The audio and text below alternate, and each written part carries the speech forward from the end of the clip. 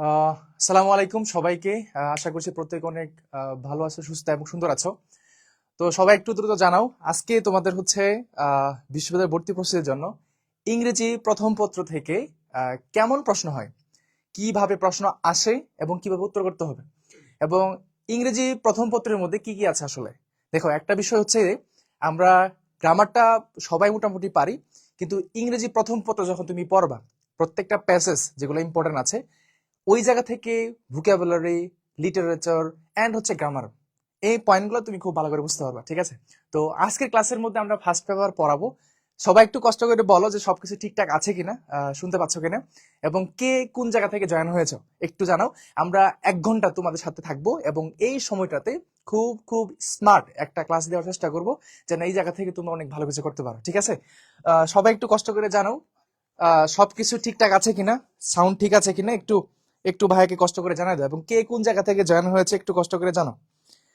একটু কষ্ট করে জানো। আমাদের সাথে অলরেডি অনেকে আছো। তোমাদের ফ্রেন্ড সার্কেল যারা আছে, যারা বিশ্ববিদ্যালয়ের ভর্তি পরীক্ষার জন্য প্রস্তুতি নিচ্ছে, তো তাদের একটু কষ্ট করে মেনশন করে দাও, যেন হচ্ছে সবাই মিলে আমরা ক্লাসটা জয়েন হতে পারি। ওয়ালাইকুম আসসালাম, নূর ইসলামের সাথে আছে দিলা খন্দকার, ওয়ালাইকুম আসসালাম, অঞ্জলি রহমান, আয়েশা সিদ্দিকা, ওয়ালাইকুম আসসালাম, নূর ইসলাম একজনকে মেনশন করেছে। একটু কষ্ট করে মেনশন করে দিও, আসলে ক্লাসটা সবার জন্যই। তো আমাদের এই প্রস্তুতির ধারাবাহিকতাটাই আমরা চাচ্ছি যে প্রত্যেকটি স্টুডেন্ট যারা অ্যাক্টিভলি প্রতিদিন ক্লাসটা করবে ঠিকঠাক মতন, এবং কি যে মেন্টরিং গুলা তোমাদেরকে আমরা দিব, এইগুলা যদি তোমরা খুব ভালো করে মেনে চলো, আশা করা যায় আগামী 8 থেকে 9 মাস এই প্রস্তুতির মাধ্যমে তুমি অনেক ভালো কিছু করতে পারবা। এবং এটা সত্য কথা, মাঝখানে কোনো গ্যাপ রাখা যাবে না, কোনো ধরনের অলসতা করা যাবে না, এই জিনিসটা থাকাই যাবে না। ঠিক আছে? কারণ তুমি তো সেকেন্ড টাইমার, তো এখানে লাস্ট একটা ভরসা বলা যায়, এরপর আর কোনো শুধু থাকবে না। আর এখন থেকে প্রস্তুতি কেন নিচ্ছ, তার একটা রিজন হলো শুধু চান্স না, আমাকে টপ স্কোর করতে হবে। ঠিক আছে? একটু জানাও সবকিছু ঠিকঠাক আছে কিনা, একটু হ্যাঁ জানাও। এবং তোমাদের সাথে কিন্তু আজকে তোমাদের যে ক্লাস করাবে তোমাদের আদিয়ান ভাইয়া, সেই তোমাদের সবকিছু করাবে। দিলা আজকে সাউন্ড ঠিক আছে? একটু কষ্ট করে বলো সবকিছু ঠিক আছে, তাহলে আমরা শুরু করতে পারি। ঠিক আছে? Thank you. ওকে, ঠিক আছে। নুসরাত জাহান আমাদের সাথে আছে, তারপর হচ্ছে আব্দুল হালিম খালেদ, হাসান, ওয়ালাইকুম আসসালাম ভাইয়া। ওকে, জানি শুরু ইনশাল্লাহ। সিইউ কে পাইতে হবে, এবং শুধু সিইউ না, অন্যান্য যে বিশ্ববিদ্যালয়গুলো আছে সেগুলো তোমরা পাবা যদি এইভাবে করে পড়তে থাকো। হ্যাঁ, আজকে ক্লাসের মধ্যে তোমাদেরকে কি কি পড়াবে একটু বলি। দেখো, তোমাদের আজকে ক্লাসের মধ্যে তোমাদের আদিয়ান ভাইয়া পড়াবে। তোমাদের আদিন ভাইয়া রেডি হয়ে আছে। আমি জাস্ট তোমাদেরকে একটু বিষয়টা বুঝাই দিচ্ছি। এখানে প্রত্যেকটা লাইন উনি তোমাকে বুঝিয়ে পড়াবে, 520 পিস থেকে শুরু করে যা আছে। এবং এই জায়গায় একটু যদি বলি, দেখবা যে সবগুলা সুন্দর মতন এখানে দেওয়া আছে। ঠিক আছে? এখানে তারপরে এই যে প্যাসেজটা শেষ হওয়ার পরে তোমাদের কিছু কোয়েশ্চেন আছে, যে কোয়েশ্চেন গুলা বিশ্ববিদ্যালয় করে যেরকম মডিফাই কোয়েশ্চেন গুলো হয়, ওই ধরনের কোয়েশ্চেন গুলো তোমরা এখানে পাবা। ঠিক আছে? এই যে কোয়েশ্চেন গুলো আছে, তোমরা নিজের আনসার করতে পারবা ক্লাসটা হওয়ার পরে। কেমন? এখানে গ্রামার থেকে প্লাস ভোকাবুলারি থেকে সবগুলো আছে। তো আমরা তাহলে তোমাদের আদিয়ান ভাইকে ডেকে নিচ্ছি। তোমাদের আদিয়ান ভাই খুব ভালো করে এটা বুঝিয়ে দিবে প্রথম থেকে একদম। এবং এই টপিকটা হচ্ছে ড্রিম, আমাদের যে এইচএসসি ফার্স্ট পেপারে যে একটা প্যাস আছে ড্রিমস এখানে। হ্যাঁ আদিন ভাই প্লিজ। আচ্ছা, আমি একটু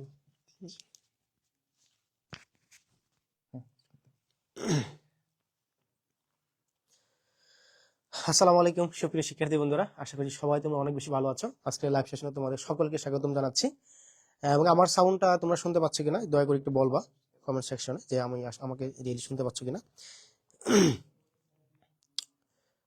সবাই যুক্ত হয়ে আছে, এবং যারা যুক্ত হতে পারেনি এখনো তাদেরকে একটু মেনশন করে দিবা। তোমাদের সবাইকে নিয়ে আজকে ক্লাসটা আমরা পরিচালনা করতে চাচ্ছি। কেমন? তো আজকে আমরা যে ব্যাপারটি নিয়ে কথা বলতে চাচ্ছি, তোমরা জেনে থাকবা আসলে অ্যাডমিশনের জন্য সবচেয়ে বেশি ইম্পর্টেন্ট হচ্ছে ইংলিশ। হ্যাঁ, ইংলিশ একটা টার্ম কার্ড বলা চলে, কারণ অন্যান্য সাবজেক্টগুলো আমরা সবাই ভালো পারি, কিন্তু আসলে আমাদের মুশকিলের জায়গাটা হয়, আমাদের ঝামেলার জায়গাটা হয় ইংলিশে। যারা ইংরেজিতে খারাপ করে তারাই কিন্তু দিন শেষে আসলে ব্যর্থ হয়। হ্যাঁ, একটা ব্যাপার খেয়াল করে দেখবা যে অ্যাডমিশনের ক্ষেত্রে মানে তোমরা ক্লাস 1 থেকে তো ইংরেজি সাবজেক্টটা পাও না। এবং একই সাথে ধরো যদি আমরা বলি পরিণতি, তারপর ফিজিক্সের বিভিন্ন, সায়েন্সের বিভিন্ন সাবজেক্টগুলো যদি কথা ধরি, তো এই সাবজেক্টগুলো কিন্তু আমরা ক্লাস 9 থেকে শুরু হয়। হ্যাঁ, এই সাবজেক্টগুলো ক্লাস 9 থেকে শুরু হওয়ার পরেও কিন্তু আমরা এখানে ভালো করতে পারি। অথচ ইংরেজি সাবজেক্টে ক্লাস 1 থেকে আমরা পাই, তারপরে কিন্তু এখানে খারাপ করি। ব্যাপারটা তাই না? আসলে আমরা এখানে অনেকটা শ্রমটা দিই না বা আমরা বোঝার চেষ্টা করি না। তো এই জন্য কিন্তু আমাদের সমস্যাগুলো হয়। তো আশা করি আজকে আমরা একটা প্যাসেজ পড়াবো, প্যাসেজের উপর ভিত্তি করে সমস্ত জিনিসগুলো বোঝার চেষ্টা করি, কেমন? তো আজকের এই টপিকটা মূলত আমরা ইংরেজি ফার্স্ট পার্ট থেকে নিয়েছি, ড্রিমস। এই ড্রিমস তোমরা অনেকে জানবে, ড্রিমস অধ্যায়টা খুব একটা ইম্পর্টেন্ট অধ্যায় এবং এই অধ্যায় থেকে প্রশ্নগুলো নর্মালি এসে থাকে।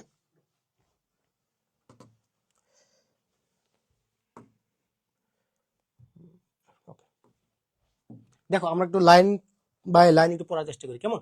তো আশা করি তোমরা সবাই স্বপ্ন দেখো নাকি?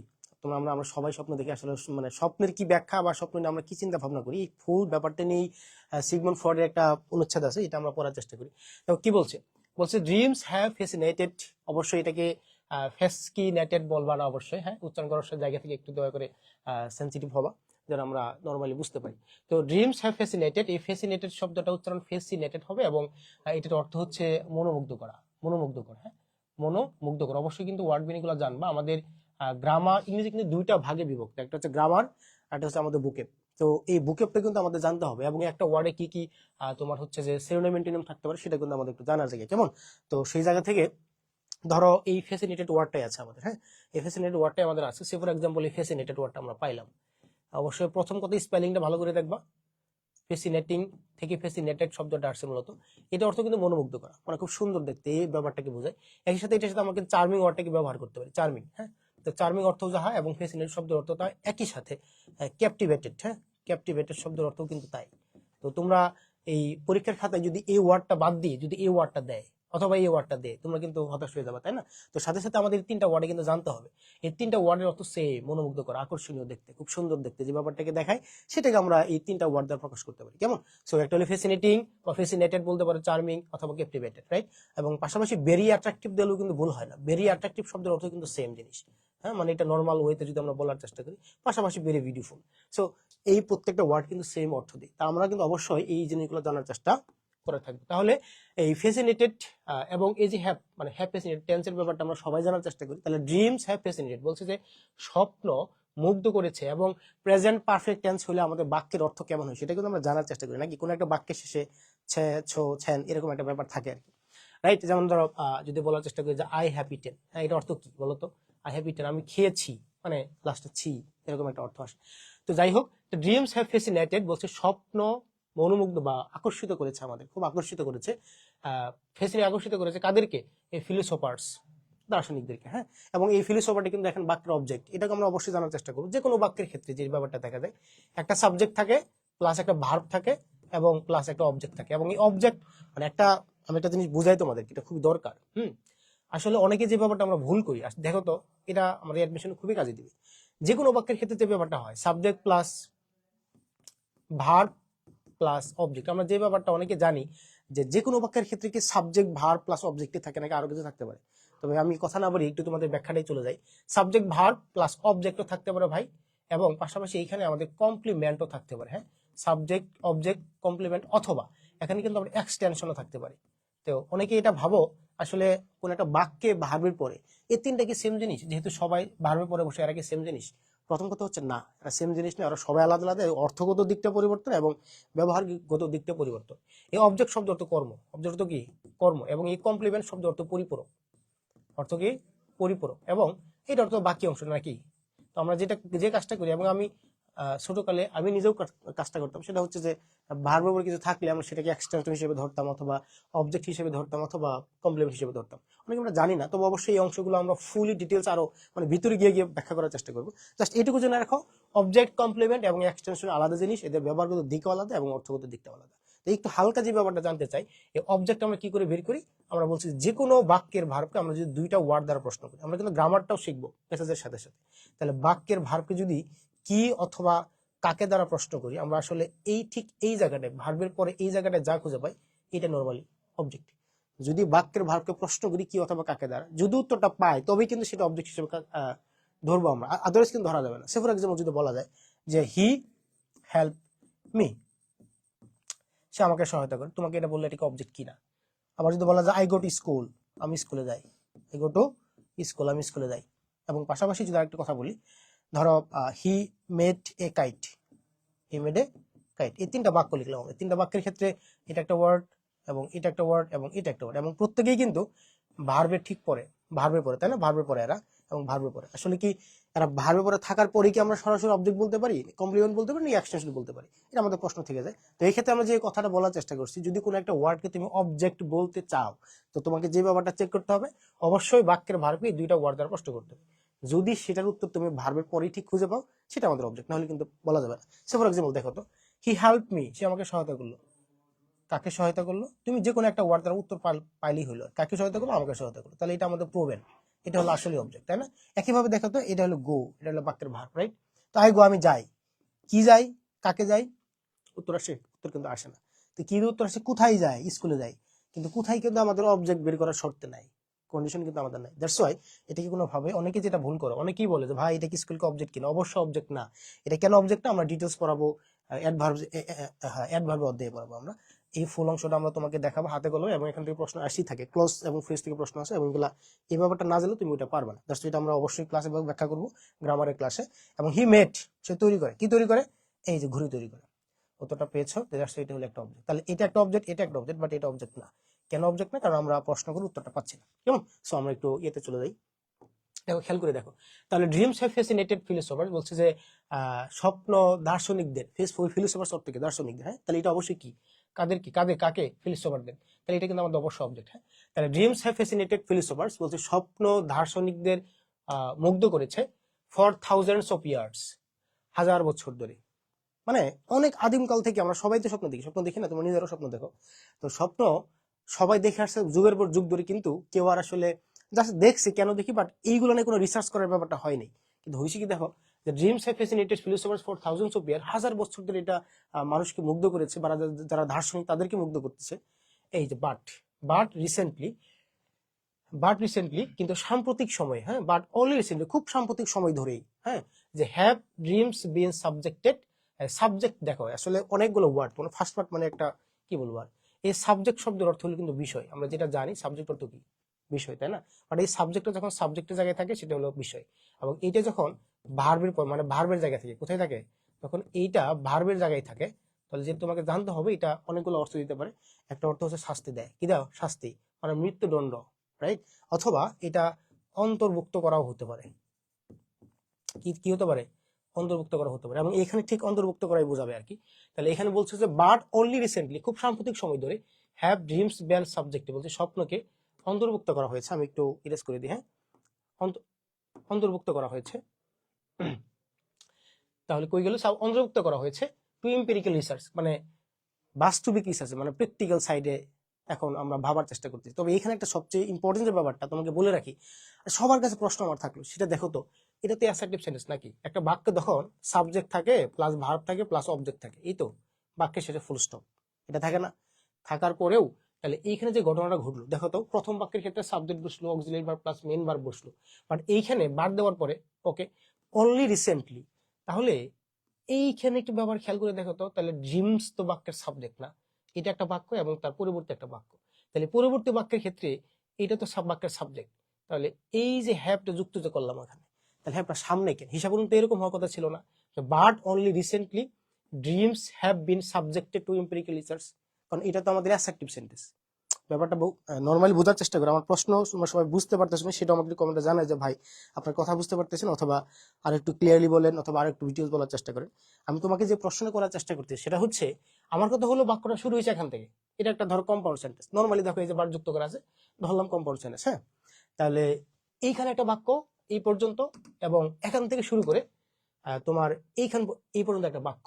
তাহলে প্রথম বাক্যটা আমাদের অ্যাসার্টিভ সেন্টেন্স, মানে ফুল বাক্যটা একটা অ্যাসার্টিভ সেন্টেন্স যদি হয়ে থাকে, তাহলে এটা একটা বাক্য, এবং subject plus auxiliary verb plus main verb এভাবে শুরু হয়েছে।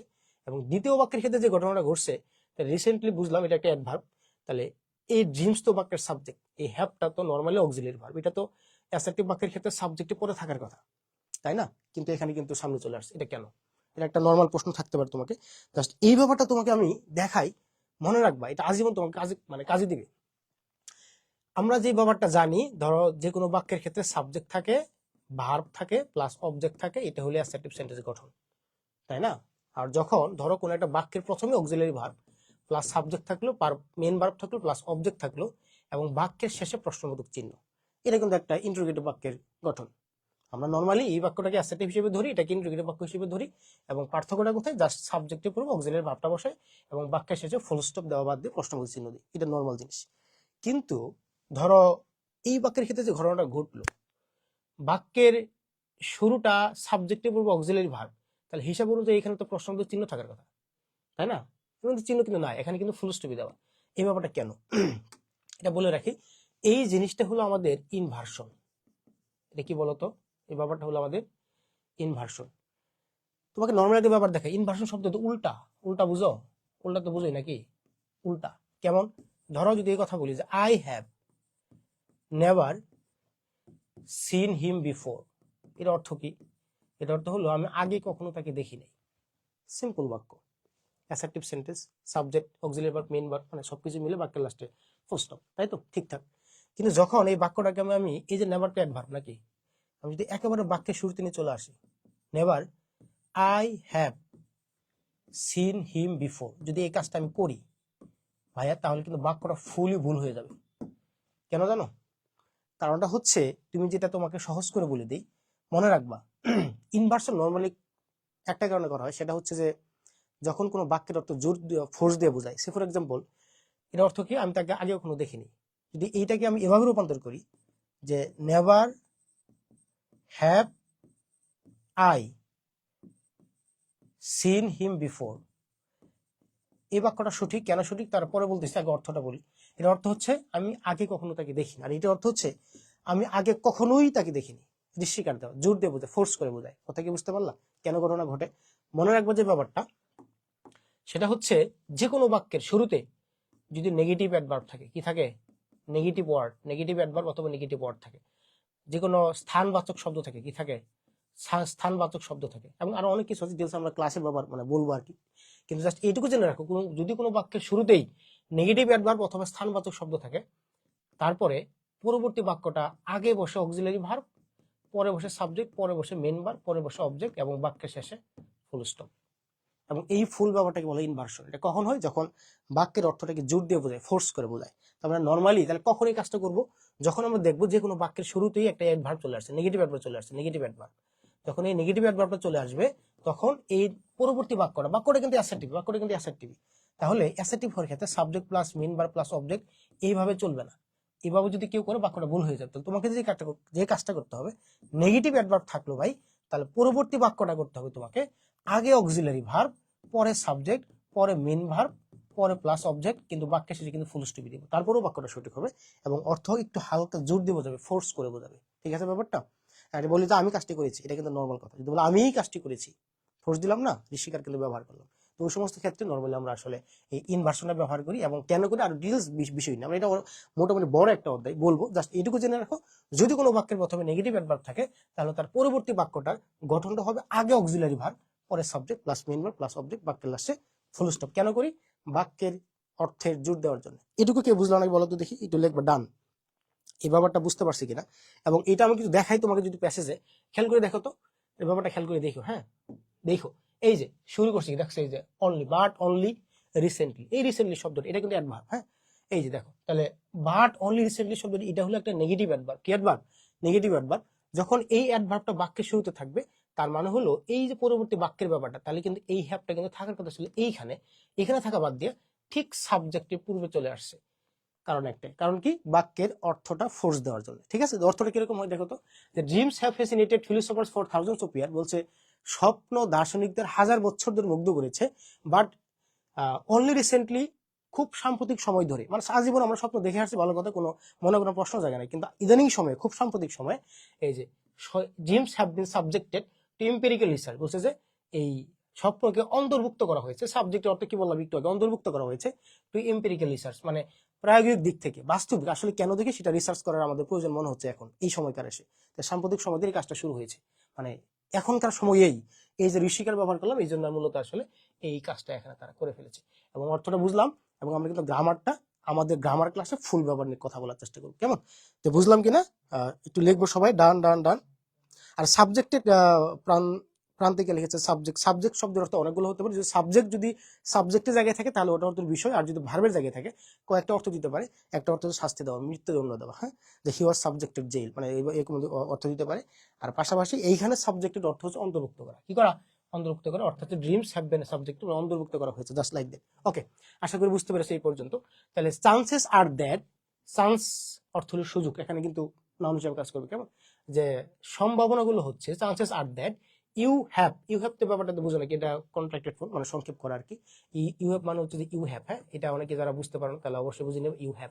তাহলে you have often found yourself, মানে ব্যাপারটা হচ্ছে কি, সম্ভাবনাগুলো হলো যে you have often found yourself, তুমি প্রায় সময়, অফেন অর্থ কি, প্রায় সময় তুমি নিজেকে খুঁজে পেতে পারো পাজলিং। পাজলিং অর্থ কি? পাজলিং শব্দ তো বিভ্রান্ত হওয়া, তুমি বিভ্রান্ত হয়ে যেতে পারো over the content of a dream, মানে একটা স্বপ্নের আসলে বিষয়বস্তু কি, তুমি এই ব্যাপারটা নিয়ে কনফিউজ হতে পারো, বিভ্রান্তের মাঝখানে পড়তে পারো। কেমন? তো অথবা perhaps you have wondered why you dream at all, অথবা তুমি যখন স্বপ্ন দেখার পরে তুমি নিজে পাজলিং হয়ে যেতে পারো, আসলে কি দেখলাম, ওটা হয় না যে তুমি রাতে স্বপ্ন দেখছো ভালো কথা, বাট সকালে ভুলে গেছো কি যে দেখলা, সেটা তুমি নিজে বুঝো না। তো এরকম ব্যাপারটা ওরা বলছে কি, আসলে স্বপ্ন আমরা দেখি ভালো কথা, বাট ব্যাপারটা হচ্ছে কি, স্বপ্ন দেখার পরে আমরা নিজেরাই বিভ্রান্ত হয়ে যেতে পারি। হ্যাঁ, অথবা ওর পারহ্যাপস সম্ভবত ইউ হ্যাভ ওন্ডার, তুমি আশ্চর্য হয়ে যেতে পারো why you dream at all, তুমি আসলে কেন স্বপ্ন দেখো। দেখো এখানে একটা বিশদ একটা প্রশ্ন আমি তোমাদের কাছে রেখে দেই, বলো তো কেন এই কাজটা হবে। হোয়াই কাজটা কি, why you dream at all. আচ্ছা, সবাইকে একটু বলি তো দেখো বুঝো ব্যাপারটা। যদি বলি যে হোয়াট ডু ইউ ওয়ান্ট, তুমি কি চাও, তোমরা সবাই একটু বলবা হোয়াট ডু ইউ ওয়ান্ট, তোমরা কি চাই, তুমি কি চাও।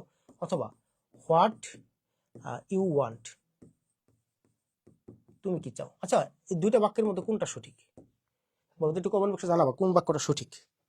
অথবা যদি এই কথাটা বলি আমরা যে I know what do you want, তুমি কি চাও। অথবা ফোর লিখলাম আই নো, হ্যাঁ, I know what you wanted অথবা ওয়ান্ট, এইটুকুই দাও। হ্যাঁ, আচ্ছা বলো দেখি, জাস্ট নর্মালি বলো এই দুইটা বাক্যের মধ্যে কোনটা সঠিক এবং কেন সঠিক। হ্যাঁ, সবাই একটু রেসপন্সটা চাই, যারা যারা ক্লাসে আছো একটু রেসপন্স করবা।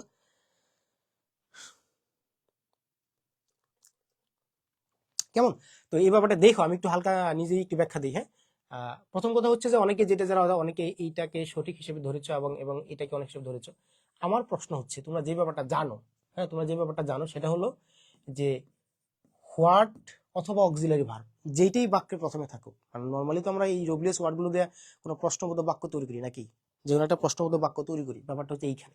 এখন তুমি হোয়াটের পরে ডো নিয়ে আসলা, হোয়াট ডো সাবজেক্ট নিয়ে আসলে, পরবর্তী কিন্তু মেন ভার্ব নিয়ে আসলা, এই তো ঘটনা না। এখন আমার প্রশ্নটা হচ্ছে, আমি একটু ইরেজ করে দিই, হ্যাঁ, যদিও জায়গাটা নাই, ব্যাপারটা দেখো। ব্যাপারটা হচ্ছে, আমি যদি একটু বলি, যে কোনো বাক্যের প্রথমে অক্সিলারি ভার্ব অথবা ডব্লিউএস ওয়ার্ড থাকলে পরবর্তীতে আমরা এখানে কি করি, পরবর্তীতে আসলে যদি মানে ডব্লিউএস ওয়ার্ড থাকলে প্লাস পরে অক্সিলারি ভার্ব দেই, পরে আমরা সাবজেক্ট দিই, পরে মেন ভার্ব দিই, পরে অবজেক্ট দিই এবং বাক্যের শেষে কিন্তু প্রশ্নবোধক চিহ্ন দিই। এটা তো আমরা নর্মাল রুলস নাকি। আর ধরো সাবজেক্ট যুক্ত করলাম প্লাস ভার্ব যুক্ত করলাম প্লাস অবজেক্ট যুক্ত করলাম, বাক্যের লাস্টে ফুল স্টপ, এটা হলো অ্যাসার্টিভ বাক্যের গঠন। আর যে কোনো বাক্যের প্রথমে ডব্লিউএস ওয়ার্ড, পরে কিন্তু অক্সিলারি ভার্ব, পরে সাবজেক্ট, পরে মেন ভার্ব, পরে অবজেক্ট, বাক্যের শেষে প্রশ্নবোধক চিহ্ন। এটা কিন্তু আমাদের ইন্ট্রোগেটিভ বাক্যের গঠন, ঠিক না? বাট যদি বাক্যে ধর এটা একটা বাক্য, অ্যাসার্টিভ বাক্য, এবং ঠিক কোনো বাক্যের মধ্যবর্তী স্থানে ডব্লিউএস ওয়ার্ড থাকে এবং তার পরিবর্তে এইখানে একটা বাক্য থাকে, তাহলে দয়া করে যে ব্যাপারটা মনে রাখবা, এটা আজীবন অ্যাসার্টিভ সেন্টেন্স হবে। কি হবে? অ্যাসার্টিভ সেন্টেন্স হবে এবং বাক্যের শেষে ফুল স্টপ হতে পারে। যদি ফুল স্টপ হয় তাহলে এইখানে অ্যাসার্টিভ সেন্টেন্স হবে। আর ধরো এখানে একটা বাক্য আছে, বাক্যের মাঝখানে ডব্লিউএস ওয়ার্ড আছে প্লাস এইখানে প্রশ্নবোধক চিহ্ন আছে, এই বাক্যটাও অ্যাসার্টিভ হবে। কি হবে? অ্যাসার্টিভ হবে। কিন্তু এই বাক্যটা যদি ইন্ট্রোগেটিভ বাক্য হয় তাহলে কিন্তু অবশ্যই এখানে প্রশ্নবোধক চিহ্ন হবে। তোমাকে যে ব্যাপারটা বোঝাতে চাচ্ছি সেটা হলো, এই ডব্লিউএস ওয়ার্ড দ্বারা নর্মালি প্রশ্ন করা বোঝায়। কি করা বোঝায়? প্রশ্ন করা বোঝায়। এখন যদি একেবারে বাক্যের প্রথমে থেকে ডব্লিউএস ওয়ার্ড, তাহলে পরবর্তী বাক্যটা ইন্ট্রোগেটিভ বাক্যের যে সেন্স, অর্থাৎ সাবজেক্টিভ পূর্ব অক্সিলারি ভার্ব যুক্ত হয়, এইটা মেনে চলবে। ক্লিয়ার ব্যাপারটা? এবং বাক্যের শেষে প্রশ্নবোধক চিহ্ন হবে। তবে ভাই যদি কোনো কারণে ডব্লিউএস ওয়ার্ডটা দুটি বাক্যের মধ্যবর্তী স্থানে বসে, দুটি বাক্যের মধ্যবর্তী স্থানে বসে, তোমাকে যে ব্যাপারটা খেয়াল রাখতে হবে, তার সাথের যে বাক্যটা, এই যে সাথের যে বাক্য মানে ডান পাশে যে বাক্যটা, এই বাক্যটা তুমি আজীবন অ্যাসার্টিভ দিবা। কি দিবা? আজীবন অ্যাসার্টিভ দিবা। তার মানে এই না, এই বাক্যটা কিন্তু প্রশ্নবোধক নাও হতে পারে। এবং এই ডান পাশের বাক্যটা অ্যাসার্টিভ হয় ভালো কথা, কিন্তু তারপরে এই যেখানে ফুল স্টপ বসাবা নাকি ইন্টারোগেটিভ বাক্য চিহ্ন হবে, এটা নির্ভর করবে তার আগের বাক্যের সাথে রিলেশন। অর্থাৎ আগের বাক্য যদি অ্যাসার্টিভ হয় তাহলে এখানে ফুল স্টপ বসাবা, আগের বাক্য যদি ইন্টারোগেটিভ হয় তাহলে এখানে প্রশ্নবোধক চিহ্ন বসাবা। কথা কি বুঝতে পারলা? তাহলে যদি ব্যাপারটা এরকম হয়, ধরো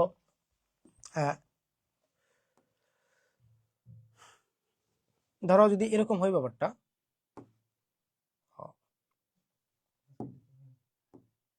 ধরো যদি এরকম হয় যে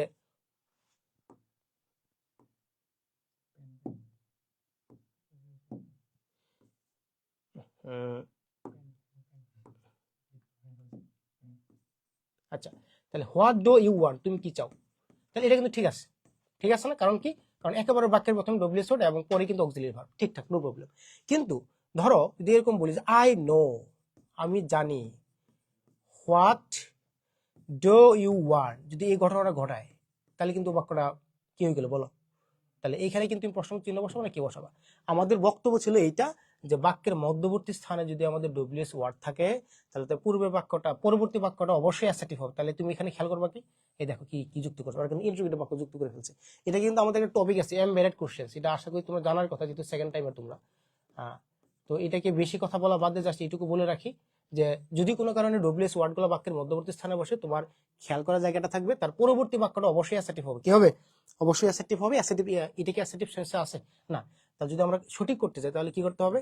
আই নো, আমি জানি, যে হোয়াট ইউ ওয়ান্ট, তুমি কি চাও, আমি জানি তুমি কি চাও। তাহলে এখন কিন্তু বাক্যটা ঠিকঠাক। তাহলে বাক্যের মধ্যবর্তী স্থানে ডব্লিউএস ওয়ার্ড থাকলে তোমার দায়িত্ব হচ্ছে তার পার্শ্ববর্তী বাক্যটা অ্যাসার্টিভ কিনা চেক করা, আর এখানে ফুল স্টপ বা প্রশ্নবোধক চিহ্ন কিনা সেটা নির্ভর করবে এই বাক্যের উপরে। তাহলে তার পূর্বের বাক্যটা যদি অ্যাসার্টিভ হয় তাহলে একদম বাক্যের লাস্টে ফুল স্টপ হবে। যদি এরকম থাকতো do you know, do you know, তুমি কি জানো যে হোয়াট আই ওয়ান্ট, আমি কি চাই, হোয়াট আই ওয়ান্ট, আমি কি চাই। তাহলে দেখো আমি কিন্তু ডব্লিউএস ওয়ার্ডের পরে মানে বাক্যের মাঝখানে থাকলে পরবর্তী বাক্যটা কিন্তু অবশ্যই অ্যাসার্টিভ করলাম, এখানে কোনো কথা নাই। এবং এই যে চিহ্নটা কি বসাবো সেটা নির্ভর করবে তার আগের বাক্য অনুযায়ী। আগের বাক্য যদি অ্যাসার্টিভ হয় তাহলে বাক্যের যে ফুল স্টপ, আগের বাক্য কি ইন্টিগ্রেটিভ সেন্টেন্স নাকি অ্যাসার্টিভ সেন্টেন্স, অবশ্যই ইন্টিগ্রেটিভ সেন্টেন্স। এই যে বাক্যের শুরুতে অক্সিলিয়ারি ভার্ব, দ্যাটস ওয়াই এই বাক্যের জন্য আমাকে এই লাস্টে প্রশ্নবোধক চিহ্ন ব্যবহার করতে হবে। তার মানে এই না যে প্রশ্ন চিহ্ন কিন্তু এটার জন্য দিই না, আমি দিয়েছি কিন্তু তার পূর্বের অংশটুকুর জন্য। এবং এই ফুল ব্যাপারটা আমরা আরো ক্লাসে, গ্রামার ক্লাসে আরো ডিটেলস কথা বলবো, একদম সময় নিয়ে কথা বলবো। তাহলে আমরা একটু পেছনে চলে যাই, দেখো খেয়াল করে দেখো। তাহলে যে ব্যাপারটা বলছিলাম, এই যে তাহলে হোয়াই ইউ, এই যে অবশ্যই কিন্তু বাক্যের মধ্যবর্তী স্থানে বসছে, আর এই সাবজেক্ট এই যে ডিম প্লাস এটল, তার মানে হলো অ্যাসার্টিভ সেন্টেন্স, বাক্য লাস্টে ফুল স্টপ, ঠিক আছে? আচ্ছা, তাহলে পরবর্তী যে অংশটা সেটা হলো প্রথমত তাহলে আমরা এইটুকু বুঝতে পারলাম যে স্বপ্ন আমরা নর্মালি সবাই দেখি, বাট আসলে অনেকে বিভ্রান্ত হয়ে যায়, আসলে স্বপ্নের বিষয়বস্তু কি এটা নিয়ে আমরা আশ্চর্য হয়ে যেতে পারি। প্রথমত let's start by answering a basic question. আসলে প্রথমত আমরা একটা বেসিক প্রশ্ন উত্তর করার মাধ্যমে শুরু করা যাক। কি বলতে দেখো তো, হোয়াট ইজ এ ড্রিম, স্বপ্ন আসলে কি, স্বপ্ন আসলে, স্বপ্ন আসলে কি, খেয়াল করে দেখো স্বপ্ন আসলে কি। তাহলে স্বপ্ন কি দেখি, উত্তরটা পড়ার চেষ্টা করি। এ ড্রিম ক্যান ইনক্লুড, বলছে যে একটা স্বপ্ন অন্তর্ভুক্ত করতে পারে এনি অফ দ্য ইমেজেস, যে কোনো তুমি বিষয়বস্তু দেখতে পারো, মানে যে কোনো ছবি নিয়ে তুমি স্বপ্ন দেখতে পারো। থটস, চিন্তা ভাবনা, মানে কত প্রশ্ন হতে পারে ভাই। থটস দেখো কি, এই জিনিসটা কি বলতো, মানে ঘটনা হচ্ছে এইখানে, কনফিউশন তোমাকে ক্লিয়ার করি। এই যে এই থট যখন বাক্যে ভার্ব হিসেবে কাজ করবে, এটা কিন্তু অর্থ কি ভেবেছিল, থিঙ্ক থেকে থট আসছে, বুঝতে পারলা? থিঙ্কে থট আসছে। আবার এই থিঙ্কটাকে যদি আমরা এভাবে করে দিই, থটস এস লাগাই দিই, তখন কিন্তু এটার ভার্ব থাকলো, এটা নাউন হয়ে যাবে। কি হয়ে যাবে? তখন এটা অর্থ হয়ে যাবে চিন্তা ভাবনা। কি হয়ে যাবে? তখন এটা হচ্ছে চিন্তা ভাবনা। আমাদের কিন্তু অবশ্যই ভালো করে খেয়াল রাখতে হবে। আবার এই ওয়ার্ডের মতো একটা ওয়ার্ড কি বলতো, দো অথবা অল দো, এটা অর্থ কি? এটা কিন্তু একটা আমাদের কনজাংশন, এটা আমাদের কি কনজাংশন, তখন এটা অর্থ কি হয়, যদিও, তাই না? এটা কিন্তু আমাদের কি হয়, যদিও। একইভাবে যদি বলা যায় যে থ্রো আউট, থ্রো আউট অর্থ কি? এটা এটা একটা প্রেপোজিশন, হ্যাঁ। এটা অর্থ হলো তুমি পুরো অথবা সারা, হ্যাঁ। যেমন তো বলা যায় যে an epidemic has been increasing through out the world, মানে সারা বিশ্বব্যাপী। বেপিয়া, বেপিয়া শব্দটা অর্থ দেয় পুরো অথবা বেপিয়া। তাহলে দেখতে কিন্তু প্রায় সেম, দেখো কিন্তু অর্থ আলাদা আলাদা। একইভাবে যদি বলা যায় থোরাউলি, এই যে থোরাউলি, এই থোরাউলি অর্থ কি জানো? এটা একটা অ্যাডভার্ব। এই থোরাউলি শব্দের অর্থ হলো তোমার পুরোপুরিভাবে। অর্থ কি? পুরোপুরিভাবে, পুরোপুরিভাবে। একটু কষ্ট করে নোট করে নিবা, ওয়ার্ডগুলো কাজে দিবে আসলে, হ্যাঁ। কেমন? আবার এই যে টাফ, দেখো টি দিয়ে শুরুতে মূলত টাফ। টাফ মানে কি? টাফ কিন্তু আমরা এখানে এখানে কিন্তু এইস নাই। টাফ মানে কি? হ্যাঁ, তো এটা কিন্তু অ্যাডজেক্টিভ, মানে কঠিন। টাফ মানে কি? কঠিন। তো দেখো প্রায় সেম সেম ওয়ার্ড, তাহলে দয়া করে অবশ্যই তোমরা নোট ডাউন করে নিবা, কেমন? বলো, আমরা কি আসলে ক্লাসে বুঝতে পারতেছি? ক্লাসটা বুঝতে পারতেছি না? একটু অবশ্যই রেসপন্স করে জানাবো আমাকে। তোমরা সব ঠিকঠাক দেখতে পাচ্ছ না? আগে আমাদের ব্যাখ্যাগুলা ধরতে পারতেছো কিনা।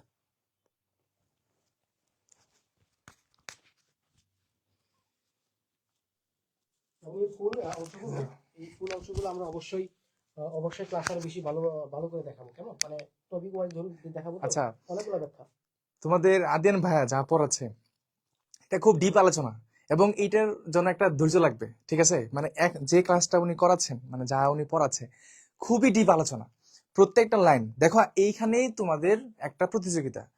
স্টুডেন্টরা আসলে দেখা যায় যে যখন অনেক ডিপ আলোচনা হয় বা লেন্থি একটা ক্লাস প্লাস হচ্ছে অনেক বিস্তারিত আলোচনা, তখন কিন্তু অনেকেরই মনোযোগটা হইতে পারে। কিন্তু ইট ইজ ট্রু দ্যাট যারা তোমরা ধৈর্য সহকারে মানে জিনিসগুলো বোঝার চেষ্টা করবা, টু বি অনেস্ট, সত্যি কথা এটা, অনেক কিছু শিখতে পারবা। ফর এক্সাম্পল, একটা ওয়ার্ড দিয়ে উনি অনেক কিছু লিখছে, আমি কিন্তু বসে ক্লাসটা দেখতেছিলাম, মানে ওনার ক্লাসটা আমি দেখতেছিলাম, ঠিক আছে? পার্সোনালি আমার কাছে খুবই ভালো। কেন?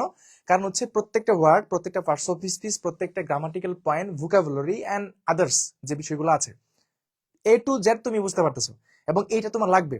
এখন এইটা মানে জানা না বিদায় কিন্তু অনেক স্টুডেন্ট কিন্তু ভর্তি পরীক্ষা অনেক ঝামেলা করে থাকে, ঠিক আছে? যেমন ধরো, উনি কিন্তু ইনভার্সন পড়াইছে, ইনভার্সন কোন জায়গা থেকে আসছে একদম ডিটেলসে, মানে ওইভাবে না পড়ালে তোমাকে একটা জিনিস দেওয়ার চেষ্টা করছে। আবার একটা ডাব্লিউএস কোশ্চেন থেকে কিভাবে ইম্পার্টেন্ট কোশ্চেনে চলে আসছে। তাহলে এই যে গ্রামার পয়েন্টটা, তুমি কি এটা মানে বিশ্বাস করো কিনা যে হচ্ছে ইনভার্সন এবং ইম্পার্টেন্ট কোশ্চেন ইউনিভার্সিটি বিষয়ের জন্য খুবই ইম্পর্টেন্ট? এই টপিকগুলো তুমি বোঝানো হচ্ছে, তার মানে এটাই তোমাদের কাছে একটা রিকোয়েস্ট থাকবে যে তোমরা যারা হচ্ছে লাস্ট পর্যন্ত মানে প্রত্যেকটা ক্লাস তোমরা করবা, দেখবা যে অনেক কিছু শিখতে পারবা, যেটা তুমি আগে কখনোই শিখো নাই, বা আগে কখনো এটা তোমার মাথাতে আসে নাই, ঠিক আছে? এটা বলবো তোমাদেরকে, ক্লাসটা যতক্ষণই চলুক চেষ্টা করবা যে হচ্ছে যেন সবগুলাই ডিটেলসে শেখা যায় এবং সেটা নোট ডাউন করা যায়, ঠিক আছে? এই জিনিসটা, হ্যাঁ।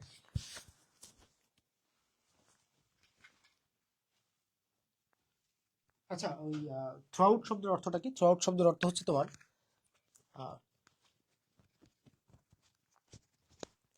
বেপিয়া। থ্রাউট শব্দের অর্থটা কি? বেপিয়া। বেপিয়া মানে পুরোটা, হ্যাঁ। আমরা বলি না যে আমাদের সেশনটা পুরো সময় ধরে চলছে, হ্যাঁ, this session is running through out this time, just like that, মানে বেপিয়া পুরোটা, ঠিক আছে? তো এই জায়গা থেকে আমাদের থ্রোটা ব্যবহার করতে হবে। আর থ্রো হলে তো বলে দিলাম পুরোপুরিভাবে, সম্পূর্ণভাবে। এবং টাফ তো বুঝতে পারলা যতক্ষণ, ঠিক আছে? তো আচ্ছা, তো পরবর্তী অংশটা দেখে দেখার চেষ্টা করি একটু। তাহলে এই থটস অর্থটা কি হবে বলতো? এটা কিন্তু আমাদের ভার্ব না, এটা কিন্তু আমাদের নাউন ফর্ম, এবং এর অর্থ হবে চিন্তা এবং ভাবনা, অর্থাৎ চিন্তা ভাবনা অ্যান্ড ইমোশনস। বলছি দেখো তো, a dream can include any of the images. একটা স্বপ্ন তোমার যে কোনো ছবি হতে পারে। থটস, তুমি চিন্তা ভাবনা নিয়ে স্বপ্ন দেখতে পারো। অ্যান্ড ইমোশনস, অথবা কোনো আবেগ নিয়ে তুমি চিন্তা ভাবনা মানে চিন্তা করতে পারো অথবা স্বপ্ন দেখতে পারো। দ্যাট, দ্যাট আর, এই যে ভাইয়া মানে অনেক ব্যাখ্যা, রিলেটিভ ক্লজ চলে আসছে এখন। এই যে দ্যাট, দ্যাটের পূর্বে এখন বলো তো কেন আর দিল কেন? কারণটা হচ্ছে তোমার এই যে তোমরা কি অ্যান্টিসিডেন্ট বসতে একটু ব্যাখ্যা করি। দেখো এই ডব্লিউএস ওয়ার্ড যদি ডব্লিউএস ওয়ার্ড অথবা মানে এক কথা রিলেটিভ প্রনাউন যে অংশগুলো আছে না, রিলেটিভ প্রনাউন যখন বাক্যের মধ্যবর্তী স্থানে থাকে, তাহলে তার পূর্বে একটা নাউন থাকে। এই নাউন অথবা নাউন ফ্রেজ, নাউন অথবা কি নাউন প্রনাউন অথবা নাউন ফ্রেজ যদি থাকে, এবং তারপরে একটা ভার্ব থাকে, এবং তাহলে কখন এটা যখন কোনো একটা বাক্যের মধ্যবর্তী স্থানে ডব্লিউএস ওয়ার্ড অথবা দ্যাট, এই দ্যাট থাকে, তাহলে এই দ্যাট থাকলে তখন এইটাকে আমরা রিলেটিভ প্রনাউন বলি। এবং তার পূর্বের যে নাউনটা, এই যে পূর্বের নাউন প্রনাউনটা, এইটাকে আমরা বলছি অ্যান্টিসিডেন্ট। কি বলছি এটাকে? অ্যান্টিসিডেন্ট বলি। এবং এই অ্যান্টিসিডেন্ট অনুযায়ী তার পরবর্তী ভার্বটা নির্ধারিত হয়। সহজ কথা হচ্ছে, যখন কোনো বাক্যের মধ্যবর্তী স্থানে ডব্লিউএস ওয়ার্ড থাকবে, এই ডব্লিউএস ওয়ার্ডগুলোকে আমরা রিলেটিভ প্রনাউন বলি যদি তার পরিবর্তে ভার্ব থাকে, এবং তার পূর্বের নাউন অথবা প্রনাউনটাকে আমরা অ্যান্টিসিডেন্ট বলার চেষ্টা করি, এবং এই অ্যান্টিসিডেন্ট অনুযায়ী তার পরবর্তী ভার্বটা নির্ধারিত হয়। সে ফর এক্সাম্পল যদি বলা যায়, তোমরা অনেকে জানো যে ইট ইজ আই, হ্যাঁ, ইট ইজ আই হো, এখানে দিল কি বি ভার্ব দিল, হ্যাঁ, a student. It is I who is a student. দেখো খেয়াল করে দেখো তো, তাহলে বলছে বাক্যের মধ্যবর্তী স্থানে মানে যে কোনো ডব্লিউএস ওয়ার্ড থাকতে পারে, দ্যাটও থাকতে পারে, নো প্রবলেম।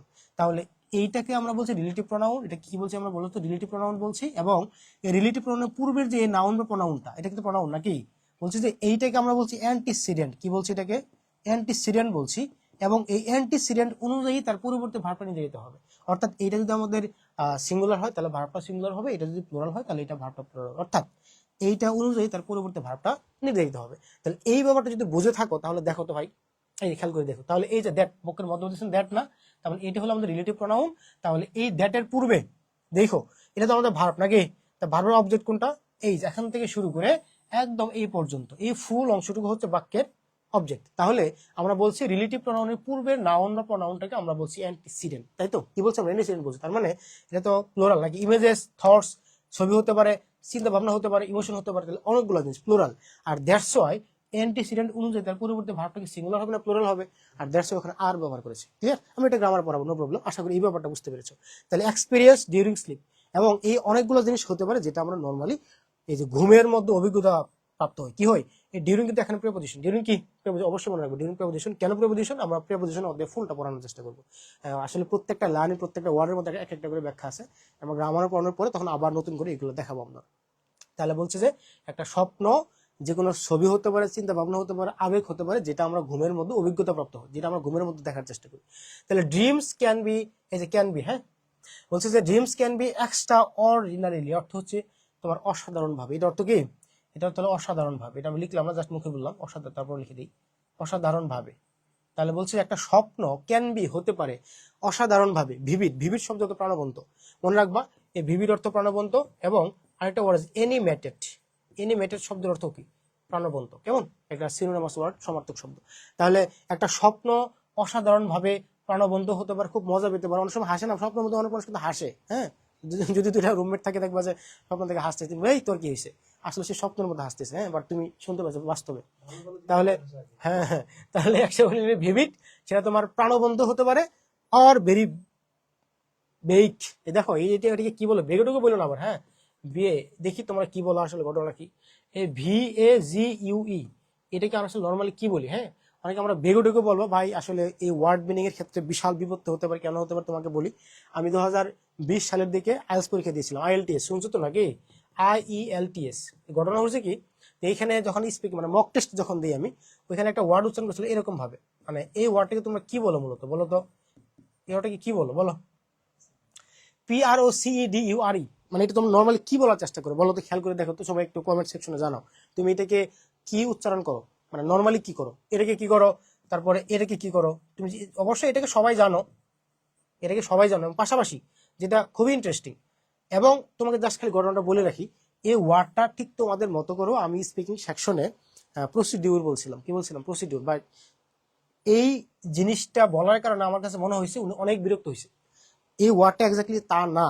তাহলে বলো যে ভাই অনেকে তো উচ্চারণ করে, হ্যাঁ উচ্চারণ করে, তো করে, বাঙালি তো করতেই পারে, আমাদের নিজের মতো করে একটা মনের মাধুরী মিশে উচ্চারণ করতেই পারে, এতে কোনো সমস্যা নেই, তাই না? অবশ্যই সমস্যা নেই। কিন্তু যখন তুমি বাইরে যাবা অথবা ইংরেজদের সামনে কথা বলবা, তখন তোমার এই ওয়ার্ডটা উচ্চারণ করার সাথে সাথে তারা বুঝে ফেলবে আসলে তুমি একটা বাঙালি অথবা বিদেশি কেউ, তাই না? ওটাকে বুঝতে পারবে ব্যাপারটা। আসলে এই ওয়ার্ডটা প্রসিডিউর কোনো শব্দই নেই, আসলে এটা বলে কোনো প্রসিজার। এটা কি হবে? প্রসিজার, প্রসিজার অথবা প্রসিজিউর। হ্যাঁ, এটাকে তুমি অনেকে কিন্তু আমার এডুকেশনস বলো, নো প্রবলেম। আসলে এটাকে তুমি যখন বাংলাতে লিখতে যাবা তখন অবশ্যই এডুকেশন লিখবা, কিন্তু যখন এটাকে তুমি ইংরেজিতে উচ্চারণ করতে যাবা অবশ্যই তোমাকে এডুকেশনস বলতে হবে। কেমন? এটাকে এডুকেশন বলা যাবে না। যদি বলো তাহলে কি হবে, যা হবার তাই হবে। এটা একটা ব্যাপার। এবং পাশাপাশি আমি যখন এই ব্যাপারটা উচ্চারণ করি তখন আমাকে লাস্টে একটা কি বলে ওটাকে, মানে একটা সাজেশন দিয়েছিল এইভাবে যে if you want to be good speaker you have to have 3 types of quality. Number 1, you have to have a wide range of vocab that you can use each and every sentences correctly. বলছে যে আপনি অনেক word জানতে হবে যেটা আপনি সহজে ব্যবহার করতেন বিভিন্ন বিভিন্ন জায়গায়। এবং নাম্বার 2 হচ্ছে you have to have the capability of using grammatical point correctly. আপনি গ্রামার সঠিকভাবে ব্যবহার করতে হবে। নাম্বার 3 বলছে if you have a good accent it's better but you haven't, don't worry, but you have no right to pronounce a word in incorrect way. 3 নম্বর একটা ব্যাপার বলছে কি, অনেকে বলে ভাই অ্যাকসেন্ট তো আসতেছে না। মনে রাখবা accent is not a problem, accent কোনো সমস্যা নেই, অ্যাকসেন্টের কোনো মার্ক নাই ভাই, তোমার কথা বুঝতে পারলেই হলো। ব্যাপারটা হলো কি, আমরা অ্যাকসেন্ট করতে গিয়ে আসলে বেশি করে ফেলি এবং ভুল উচ্চারণ করে ফেলি। এটা কিন্তু একটা ভুল উচ্চারণ। বলছে কি 3 নম্বর বলছে এই কথা, if you have a good accent it's better, যদি তোমার কোনো অ্যাকসেন্ট ভালো থাকে তাহলে ভালো, বাট যদি তোমার না থাকে, বাট একটা ওয়ার্ডকে ভুল ওয়েতে উচ্চারণ করার অধিকার তোমার নাই। কথা কি বুঝতে পারলা? দ্যাটস ওয়াই এটাকে কোনোভাবে এই যে কি বলে এডুকেশন প্রসিজার মানে প্রসিডিউর বলো না, আবার অবশ্যই প্রসিডিউর বলবো একই সাথে। বলো তো ভাই এটা কি হবে, তোমরা যে ব্যাপারটা জানো, হ্যাঁ দেখি তোমরা একটু কমেন্টে জানাবা, এটাকে উচ্চারণ করো।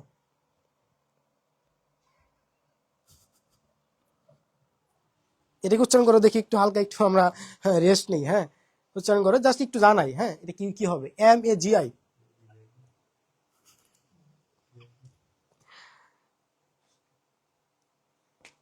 কি হবে MAGI, এটা কি হবে, কি উচ্চারণটা কি হবে? এখান থেকে ইন্টারেস্টিং পার্ট হচ্ছে, এখান থেকে তোমার প্রশ্ন আসতে পারে, এবং গতবার যারা ন্যাশনাল পরীক্ষা দিয়েছিল তাদের এখান থেকে প্রশ্ন আসছে, এখান থেকে প্রশ্ন আসছে। শুনতে খারাপ না, মানে আমি আবারও বলছি, অবশ্যই থিঙ্ক পজিটিভলি। তোমার মনে যেটা ভাই ওটাকে বাদ দিয়ে অন্য কিছু চিন্তা করো। আগে বলে দে, তোমার মনে যেটা সেটাকে বাদ দিয়ে তুমি নর্মালি চিন্তা করো, নর্মালি বি নর্মাল। ওকে, কি তোমরা কি হারাই গেল নাকি? নাই, সব হারা গেছে। আচ্ছা, তাহলে যে ব্যাপারটা বলি, তুমি অবশ্যই প্রথম কথা হলো যে এই ওয়ার্ডটাকে তোমার মন থেকে ওই নষ্ট চিন্তা ভাবনা বাদ দিবা। আর দ্বিতীয় কথা হচ্ছে এটা হলো আমাদের মেজাই। কি এটা? মেজাই। দেখো তোমার একটা জিনিস শিখাই আমি, হ্যাঁ আসলে ব্যাপারটাকে তোমার পরীক্ষা আসতে পারে এটা, দেখো সময় নিয়ে বোঝাই। প্রথম কথা হচ্ছে the gift of the মেজাই, the gift of the মেজাই, এটা হলো ফুল অংশ, এটা হলো ফুল অংশ। তো প্রথম কথা হলো যে এই মেজাইটা ওটাকে বলা যাবে না, প্রথম কথা এটা মেজাই বলতে হবে। আর দ্বিতীয় কথা হচ্ছে এটা একটা গ্রন্থের নাম, হ্যাঁ এটা একটা গ্রন্থের নাম, এটা হলো একটা শর্ট স্টোরি। কি স্টোরি বলতো? এটা একটা শর্ট স্টোরি, এটা একটা শর্ট স্টোরি। যারা ম্যাগি বলতেছো, ম্যাগি মানে কি জানো তুমি? আসলে লিখতে চাইছিলে ওইটাই, বাট হয়ে গেছে এটা মনে হচ্ছে যে। এই দেখো MGI, তুমি যেটা এই যে চিপসে যেটা লেখো না, চিপসে দেখো না, ওইটা হলো যে এইটা MGI, মানে তুমি যেটা ভাবছো সেটা না, মানে এটা হলো এই যে ম্যাগনা গ্রুপ অফ ইন্ডাস্ট্রিজ, কোম্পানির নাম। ওটা সেটা না, ওটা একটা কোম্পানির নাম, বাট আসলে এটা হলো যে এটা MGI, এটা এক্স্যাক্টলি উচ্চারণ হচ্ছে মেজা, এটা ইংরেজি ওয়ার্ড। এটা অর্থ হচ্ছে প্রাচীন বৌদ্ধ পুরোহিতদের মেজাই বলা হয়। কি বলা হয়? প্রাচীন আহ বৌদ্ধ পুরোহিতদের মেজাই বলা হয়। ঘটনা হচ্ছে যে এই ওয়ার্ডটা মূলত দি গিফট অফ দ্য মেজাই থেকে আসছে। এটা একটা স্টোরি, মানে ছোট গল্প। তোমরা অনেকেই জিম অ্যান্ড ঢালা গল্পটা জেনে থাকবা, ক্লাস 9-10 ন্যারেশন করছে, জিম অ্যান্ড ঢালা নিয়ে একটা ন্যারেশন করছে না? গল্পটা একটু বলে ফেলে। প্রাচীন গ্রীসের রাজধানীর নাম কি? অ্যাথেন্স। গ্রীসের রাজধানী অ্যাথেন্সে কোনো একটা শহরে এই জিম অ্যান্ড ডেলা, হ্যাঁ এই জিম অ্যান্ড ডেলা দুইটা মানুষের জন্ম।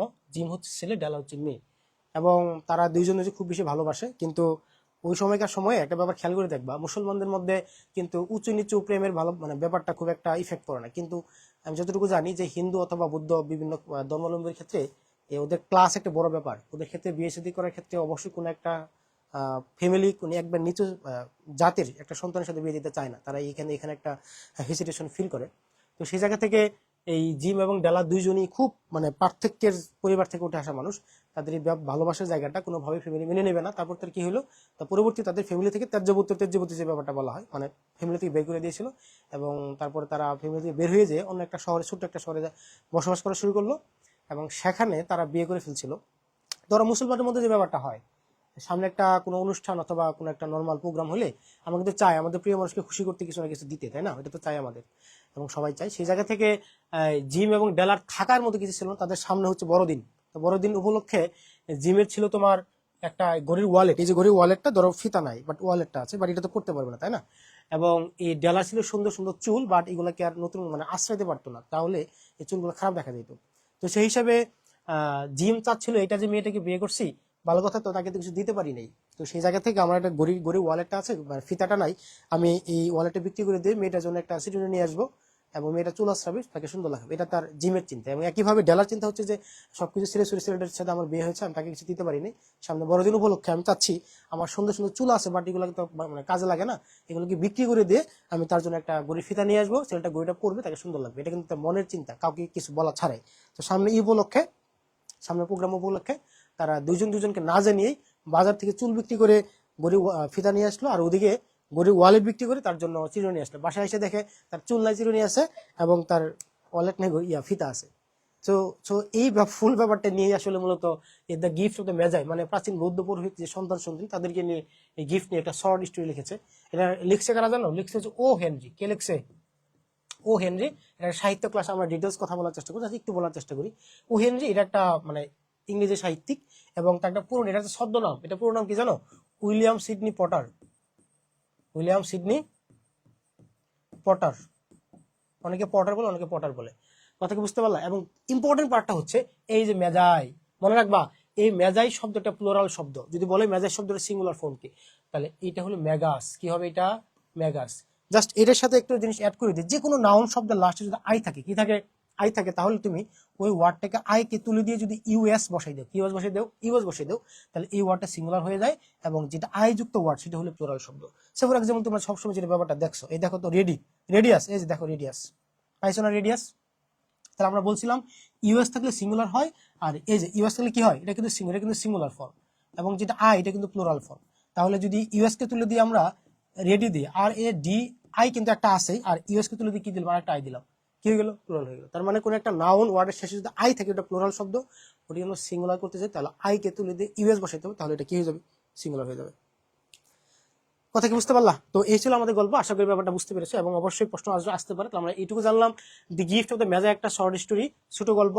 কে লেখছে? ও হেনরি লেখছে। ও হেনরি একটা ছদ্মনাম, তার ফুল নাম কি? William Sydney Potter.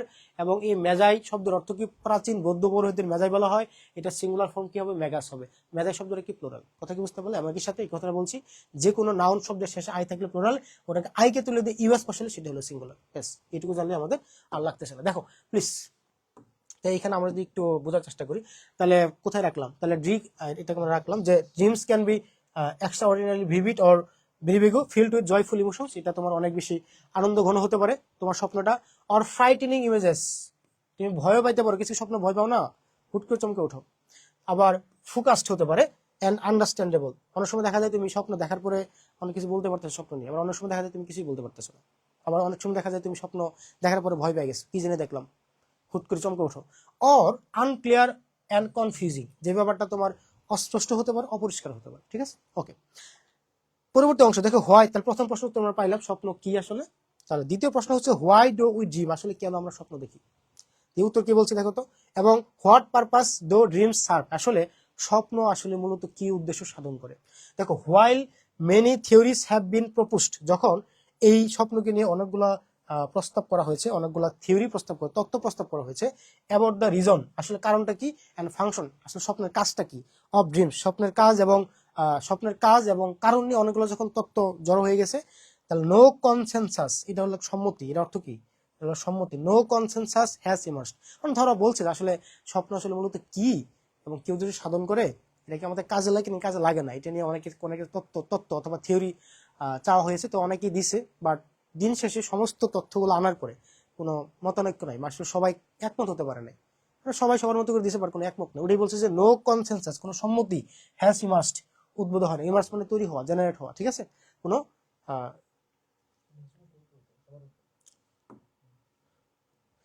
আসছে না। আচ্ছা, পরবর্তী দেখো, তাহলে কনসিডারিং দ্য টাইম, সময়কে বিবেচনা করে। এই দেখো, কনসিডার একটা পার্টিসিপল, মনে রাখবা এটা আসলে অনেক ব্যাখ্যা, অনেক বড় একটা ব্যাখ্যা। আমি জাস্ট একটু যদি বলে থাকি, যেটা যেটা জানবা, বুঝলা, যে ভার্বকে নর্মালি আমরা দুই ভাগে ভাগ করি। একটা হলো ফাইনাইট ভার্ব, কি ভার্ব?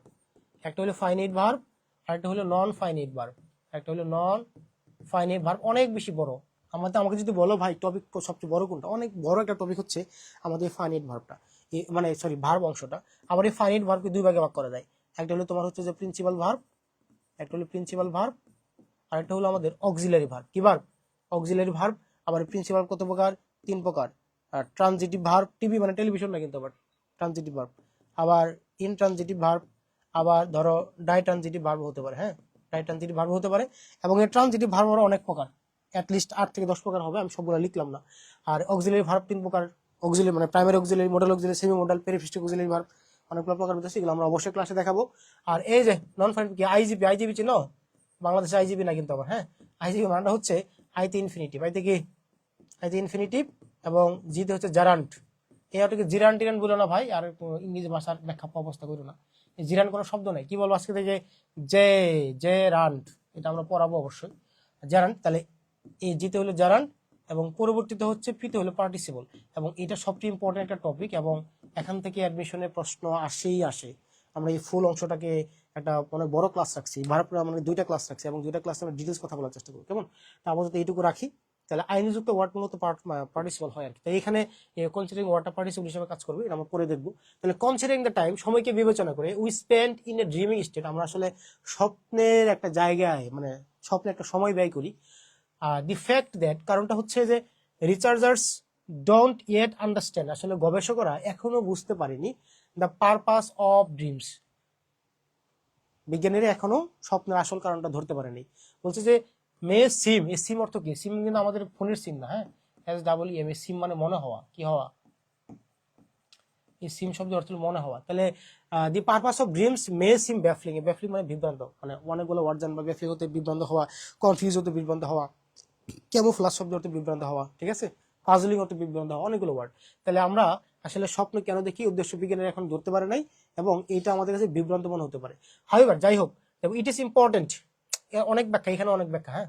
আসলে ইম্পর্টেন্ট এখানে কি বলতো, এবং একটা অ্যাডজেক্টিভ এবং এই যে মাঝখানে একটা লিঙ্কিং ভার্ব, কেন লিঙ্কিং ভার্ব সেটা আমরা দেখাবো পরবর্তীতে। তো it is important to consider that, আসলে বিবেচনা করা গুরুত্বপূর্ণ যে সায়েন্স ইজ স্টিল আনরেভেলিং, আনরেভেলিং শব্দ তো উদ্ঘাটন করা, কি করা, উদ্ঘাটন করা। বলছি এটা বিবেচনা করা গুরুত্বপূর্ণ যে বিজ্ঞান এখনো উদ্ঘাটন করার চেষ্টা করতেছে দ্য এক্সাক্ট পারপাস, একদম ঠিক উদ্দেশ্য and function of sleep itself, আসলে আমরা ঘুমের মধ্যে যে স্বপ্নটা দেখি, হ্যাঁ, এবং এটার কি এক্সাক্ট পারপাস, এগুলা নিয়ে, এগুলোর কারণ উদ্ঘাটন করার জন্য সায়েন্স এখনো চেষ্টা করতেছে।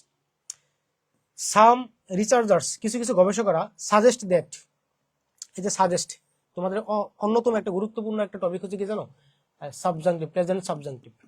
এই সাবজাংটিভ থেকে সাবজাংটিভ ভার্ব অনেক প্রশ্ন আছে, আমি জাস্ট খালি একটা জিনিস পড়াবো, এই যে মডার্ন, মডার্ন এসআই আপু, হ্যাঁ, এই জিনিসটা আমরা ব্যাখ্যা করবো ক্লাসে। এই ব্যাপারটা জাস্ট তুমি জানলেই এই সাবজাংটিভ ভার্ব না জীবন কোনো সমস্যা হবে না। এবং এই এমতে কি, এমতে ম্যান্ডেটরি, অনেকগুলো ওয়ার্ড ভাই, এটা লিখতে গেলে অনেক সময় লাগবে, মানে আমরা অবশ্যই এগুলাকে পড়ানো। আর ওতে কি, ওতে হলো অর্ডার, হ্যাঁ, তারপরে এমতে মোপ শব্দটা আছে, তারপরে এই ওতে অব্লিগেটরি, অব্লিগেটরি শব্দটা আছে, তারপরে ডিতে হলো ডিমান্ড, আমরা একদম মজায় মজায় পড়াবো ডিমান্ড। ইতে হলো এসেনশিয়াল, ইতে হলো এসেনশিয়াল, হ্যাঁ, এসেনশিয়াল। এক্সকিউজ হতে পারে, আর্থে কি কি হতে পারে, আর্থে তোমার রিকমেন্ড হতে পারে, আর্থে রিকমেন্ড হতে পারে, রিকল হতে পারে, হ্যাঁ, রিকালেক্ট হতে পারে, রিমেম্বার হতে পারে, রিমেম্বার, এগুলা হচ্ছে এস থেকে এস, তাহলে সাজেস্ট, সাজেস্ট, স্টিপুলেট হতে পারে, স্টিপুলেট হতে পারে। তারপরে আই থেকে আইতে হলো ইনসিস্ট, আইতে ইনসিস্ট, এ থেকে এতে হলো আস্ক, ইতে হলো প্রিফার, ইউতে কি, ইউতে হলো আন্ডারস্ট্যান্ড, আর্টস, আর্টস, ইউআরজি, আর্টস অথবা আর্জেন্ট, আর্জেন্ট। দেখো এই যে তুমি জাস্ট খালি একটা জিনিস শেখার মাধ্যমে প্রত্যেকটা ওয়ার্ড তুমি জেনে ফেললা, এগুলোকে সরাসরি তোমাকে আর মুখস্থ করাবো না ভাই, তোমাকে জাস্ট খালি ওয়ে ব্যাপারটা, এবং কি কি শর্তগুলো মানে এই শর্তগুলো আমরা ক্লাসে পড়াবো। তো পরবর্তী অংশগুলো দেখার চেষ্টা করো, খেয়াল করে দেখো তো কই গেল পরে। তাহলে it is important consider that science is still unravelling, মানে বিজ্ঞান এখন চেষ্টা করতেছে এটা এক্সাক্ট কারণ এবং কাজ বের করার জন্য। সাম রিসার্চার সাজেস্ট, কিছু কিছু বিজ্ঞানীরা, যেখানে তোমার সাজেস্ট লিখছিলাম, এটা একটা সাবজেক্টিভ ভার্ব, প্রস্তাব করেছে যে dreams serve no real purpose, আসলে কেউ এই কথা বলছে যে স্বপ্ন আসলে কোনো উদ্দেশ্য সাধন করে না। এবং হোয়াইল, যেখানে আদার্স বিলিভ দ্যাট, এবং অন্যরা যে ব্যাপারটা মানে বিশ্বাস করে সেটা হলো যে ড্রিমিং ইজ এসেনশিয়াল, বলছে যে স্বপ্ন খুবই অপরিহার্য to mental, emotional and physical wellbeing. কেউ কেউ বলছে স্বপ্নের কোনো কারণ নাই, হুদাই এটা ফাউ জিনিস, আমরা এমনি এমনি দেখি স্বপ্ন, আসলে কোনো কারণ নাই। আবার কিছু কিছু মানুষ বলছে যে আসলে অবশ্যই স্বপ্নের ব্যাখ্যা আছে, এবং স্বপ্ন আমাদের মানসিক, আবেগিক এবং শারীরিক কল্যাণের জন্য অপরিহার্য। ওকে, আচ্ছা, তাহলে নেক্সট পরবর্তীতে let's learn more about some of the most prominent dream theories, মানে কিছু কিছু থিওরি দিচ্ছে, সেগুলো আমরা যদি চাই জানতে তাহলে জানতে পারবো। তাহলে দেখে তো কনসিস্টেন্ট উইথ, অবশ্যই ভালো করে খেয়াল করবো ভাই। তাহলে এই কনসিস্টেন্ট শব্দের অর্থ হলো সাংগতিকপূর্ণ এবং কনসিস্টেন্ট, হ্যাঁ, কনসিস্টেন্ট, এই যে, তাহলে অবশ্যই যদি কনসিস্টেন্ট শব্দের পরে প্রিপজিশন ব্যবহার করতে বলে, তাহলে কিন্তু অবশ্যই তোমাকে এইখানে উইথ ব্যবহার করতে হবে, এবং এটার অর্থ হলো সঙ্গতিপূর্ণ। কি হতো বলো তো, সঙ্গতিপূর্ণ। এবং যারা যারা ক্লাস দেখতেছো একটু বলবা, তোমরা কি ঘুমাই টুমাই গেলা নাকি আসো, একটু একটু রেসপন্স করো যে তোমার ক্লাস বুঝতে পারতেছো কিনা। তাহলে কনসিস্টেন্ট উইথ, অবশ্যই এরপরে উইথ বসবে, এবং দুটোর অর্থ হচ্ছে আমাদের সঙ্গতিপূর্ণ, কেমন। তাহলে consistent with the psycho analytic, এই যে পিছিয়ে চলে যায় নাকি, এটা তো তোমরা হিসাব করো, মানে সাইকোলজিক্যাল যে ব্যাপারটা, আমরা স্পেলিং এর ক্ষেত্রে অবশ্যই খেয়াল করবো, সাইকোলজি, সাইকো অ্যানালিটিক বানানগুলো ভালো করে দেখার চেষ্টা করবো, অবশ্যই এই যে সাইকো পিসি চলো না, এরকম করি না আমরা। তাহলে consistent with the psycho analytic perspective, এই পার্সপেক্টিভ শব্দ অর্থ দৃষ্টিকোণ, নাকি অর্থ কি, দৃষ্টিকোণ, দৃষ্টিকোণ, এবং তোমরা একটা থিওরি হয়তো জানো, হিরো আলমের থিওরি। উনি বলছিলেন এই কথা যে দৃষ্টিভঙ্গি বদলান জীবন বদলে যাবে, তাই না? তাহলে এই যে পার্সপেক্টিভ, হ্যাঁ, অর্থ কি তাহলে পার্সপেক্টিভ শব্দ অর্থ হলো দৃষ্টিকোণ, ঠিক আছে? কেমন দৃষ্টিকোণ, তার অর্থ হচ্ছে consistent with the psycho analytic perspective. বলছে যে তার মনোসমীক্ষণ মানে সাইকোলজিক্যাল যে দিকগুলো যে ব্যাপারগুলো থাকে, তাহলে মনোসমীক্ষণমূলক দৃষ্টিকোণের সাথে সঙ্গতি রেখে সিগমন্ড ফ্রয়েড, বিখ্যাত একজন মানে সাইকোলজিস্ট বলতে পারো, তাহলে সিগমন্ড ফ্রয়েডস থিওরি অফ ড্রিমস, মানে অনেকগুলা থিওরিস্ট থিওরি দিয়েছে, তার মধ্যে সিগমন্ড ফ্রয়েডের যে থিওরিটা, উনি কি বলছে যে ড্রিমস সাজেস্ট দ্যাট, উনি যে কথাটা বলছে যে স্বপ্ন এই প্রস্তাব দেয় যে dreams are a representation of subconscious desires. বলছে আসলে স্বপ্ন হলো আমাদের অবচেতন মন, যেটা আমরা ঘুমের মধ্যে যে মনটা থাকে না, ধরো তুমি নেই এবার তোমার মন আশেপাশে ঘুরে বেড়াচ্ছে, ওটাকে অবচেতন মন বলে। তাহলে অবচেতন যে আকাঙ্ক্ষা সেটার প্রতিচ্ছবি হচ্ছে আমাদের স্বপ্ন। মানে ওনার মেন কথা একটু বলে দিই আমি। ধরো তুমি সারাদিন, মানুষ অনেকে বলে না যে আমি তাকে বলতেই পারতেছি না, কেমন করে বলো, সেই ব্যাপারটা হয় না, আমি তাকে বলতেই পারতেছি না, আমি সবসময় তাকে তাকেই দেখি সকালে বিকালে রাত্রে ঘুমের মধ্যেও। কেন হয় জানো? আসলে সব মানে ব্যাখ্যাটা এরকম, মানে সিগমন্ড বলে তথ্য অনুযায়ী যে মানুষ যখন কোন একটা কাজ বলতে পারে না, ধরো তুমি একটা মেয়েকে ভালোবাসো অথবা ছেলেকে ভালোবাসো, তুমি না এই ব্যাপারটা তাকে কখনো এক্সপ্রেস করতে পারো না, মানে তোমার খুব ইচ্ছা। অনেক সময় দেখা যায় ক্লাসের মধ্যে ব্যাপারটা খেয়াল করে দেখো, ধরো আমার সামনে 100 জন ছেলে মেয়ে আছে অফলাইনে, তো অফলাইনের মধ্যে কিছু কিছু পোলাপান থাকে, ওরা না মনের ভিতরে কি একটা প্রশ্ন ঘুরতেছে, বাট অনেকগুলো সলভ বলার কারণে প্রশ্নটা জিজ্ঞেস করতে পারে নাই, মানে ওর কাছে তার ছেলে ভাইকে প্রশ্ন জিজ্ঞেস করে বা সে প্রশ্ন করতে পারে নাই। এমনটা হয় না, অনেক সময় তোমাদের মধ্যে হয়েছে অবশ্য, ব্যাপারটা হয় না। কিন্তু ওনার কথা অনুযায়ী যখন কোন একটা মানুষ কোন একটা জিনিস নিজের মন থেকে প্রকাশ না করতে পারে, তখন ওই তথ্যটা মনের ভিতরে যে জমা থাকলো, এটা কোনো পথ খুঁজে না পেয়ে স্বপ্নের মাধ্যমে ধরা দেয়, এবং ওইটা তোমার স্বপ্নের মধ্যে তুমি দেখো। তার মানে তুমি যখন কোনো একটা মেয়েকে ভালোবাসো বাট বলতে পারো না, তুমি তাকে স্বপ্নে দেখো, তার মানে কেন হয়? তুমি কথাটা তোমার মনের মধ্যে রাখছিলা, চেপে চেপে একদম দমিয়ে গেছিল, ওটাকে তুমি বলতে পারো নাই, এবং দিন শেষে ওই কথাটা স্বপ্নকে বেছে নিছে, স্বপ্নের মাধ্যমে কথাটা বের হয়ে আসে, তার মানে বের হবেই। তো ওনার কথা হলো এইটাই, যে আসলে মানুষের যে অবচেতন মন থাকে, অবচেতন মনের যে একটা প্রতিচ্ছবি, সেটি হলো একটা স্বপ্ন। আচ্ছা, ডিজায়ার্স বলছে থটস, চিন্তা ভাবনা, অ্যান্ড মোটিভেশন, প্রণোদনা। হ্যাঁ, অ্যাকর্ডিং টু ফ্রয়েড বলছে যে ফ্রয়েডের তথ্য অনুযায়ী people are driven by aggressive and sexual instincts. আসলে মানুষরা মূলত এই যে সেক্সুয়াল ইনস্টিংস যে পরিচালনাগুলো আছে এবং অ্যাগ্রেসিভনেস, এগুলা ঘুমের মাধ্যমে প্রতারিত হয় বা ঘুমের মাধ্যমে যায়। দ্যাট আর রিপ্রেসড, এই যে রিপ্রেস শব্দ দমন করা, মানে যেটা আসলে তুমি নর্মালি দমন করে রাখো, রিপ্রেসড ফ্রম কনসাস অ্যাওয়ারনেস, মানে তুমি সচেতন ওয়েতে তুমি যখন জেগে থাকো তখন তুমি ওই কথাটাকে তুমি নিজের মধ্যে চাপাই রাখো, বাট যখন ওই কথাটাই তুমি যখন নিজেকে বলতে না পারলা বা প্রকাশ না করতে পারলা, বের না করতে পারলা, এইটাই তোমার অবচেতন মন, যেটা তোমার সুপ্ত অবস্থা থেকে ঘুমের মধ্যে থাকে, অবচেতন মন প্রকাশ করে দেয়। সহজ কথা, তুমি যখন সচেতন থাকো, তুমি যখন জেগে থাকো, তোমার সচেতন মন যেটা প্রকাশ না করতে পারে, তুমি যখন ঘুমের মধ্যে থাকো, তোমার যে অবচেতন মন সেটা প্রকাশ করে দেয়, এটাই। আচ্ছা, তাহলে হোয়াইল দিস থটস, যখন এই চিন্তা ভাবনাগুলো আর নট কনসাসলি এক্সপ্রেস, যখন এই জিনিসগুলো তুমি সচেতন হইতে প্রকাশ না করতে পারো, দে ফাইন্ড দেয়ার ওয়ে, তারা তাদের পথ বেছে নেয় ইনটু আওয়ার অ্যাওয়ারনেস ভায়া ড্রিমস। এই দেখো আমি যে কথাটা বললাম সেটাই বলছি, যে যখন তুমি নিজের ব্যাপারটা প্রকাশ না করতে পারো, তখনই এই জিনিসটা এই স্বপ্নের মাধ্যমে ধরা দেয়, ঠিক আছে? তাহলে ইন হিজ ফেমাস বুক, তার একটা বিখ্যাত বই আছে, এটা বিশ্ববিদ্যালয় ভর্তি পরীক্ষা আছে, যে স্বপ্ন নিয়ে বিখ্যাত একটা বই, সিগমন্ড ফ্রয়েডের লেখা। কাল এটা কি, বইটার নাম কি, এবং অথবা বইয়ের নাম দিয়ে তোমাকে লেখকের নামও জিজ্ঞেস করতে পারে, অথবা তোমার লেখকের নাম দিয়ে তোমার বইয়ের নাম জিজ্ঞেস করতে পারে, অথবা বইয়ের নাম দিয়ে লেখকের নাম জিজ্ঞেস করতে পারে। তাহলে in his famous book the interpretation of dreams, এই যে স্বপ্নের ব্যাখ্যা, একটা বই, এটা একটা বইয়ের নাম, খুবই ইম্পর্টেন্ট একটা বই, এবং খুবই স্বপ্ন নিয়ে ডিটেলস ব্যাখ্যা নিয়ে একটা বই। তাহলে Freud wrote that dreams are disguised fulfilments of repressed wishes. বিখ্যাত একটা কথা, উনি কি বলছে জানো? স্বপ্ন হলো, এই যে ড্রিমস আর স্বপ্ন হলো ডিসগাইজড ফুলফিলমেন্টস, বলছে ছদ্মবেশী পরিপূর্ণতা অফ রিপ্রেসড উইশেস। বলছে যে স্বপ্ন হলো অবদমিত, যে রিপ্রেস শব্দ অবদমিত, মানে যেটা আমরা দমন করে রাখি, স্বপ্ন হলো অবদমিত ইচ্ছা অথবা আকাঙ্ক্ষার ছদ্মবেশী পরিপূর্ণতা।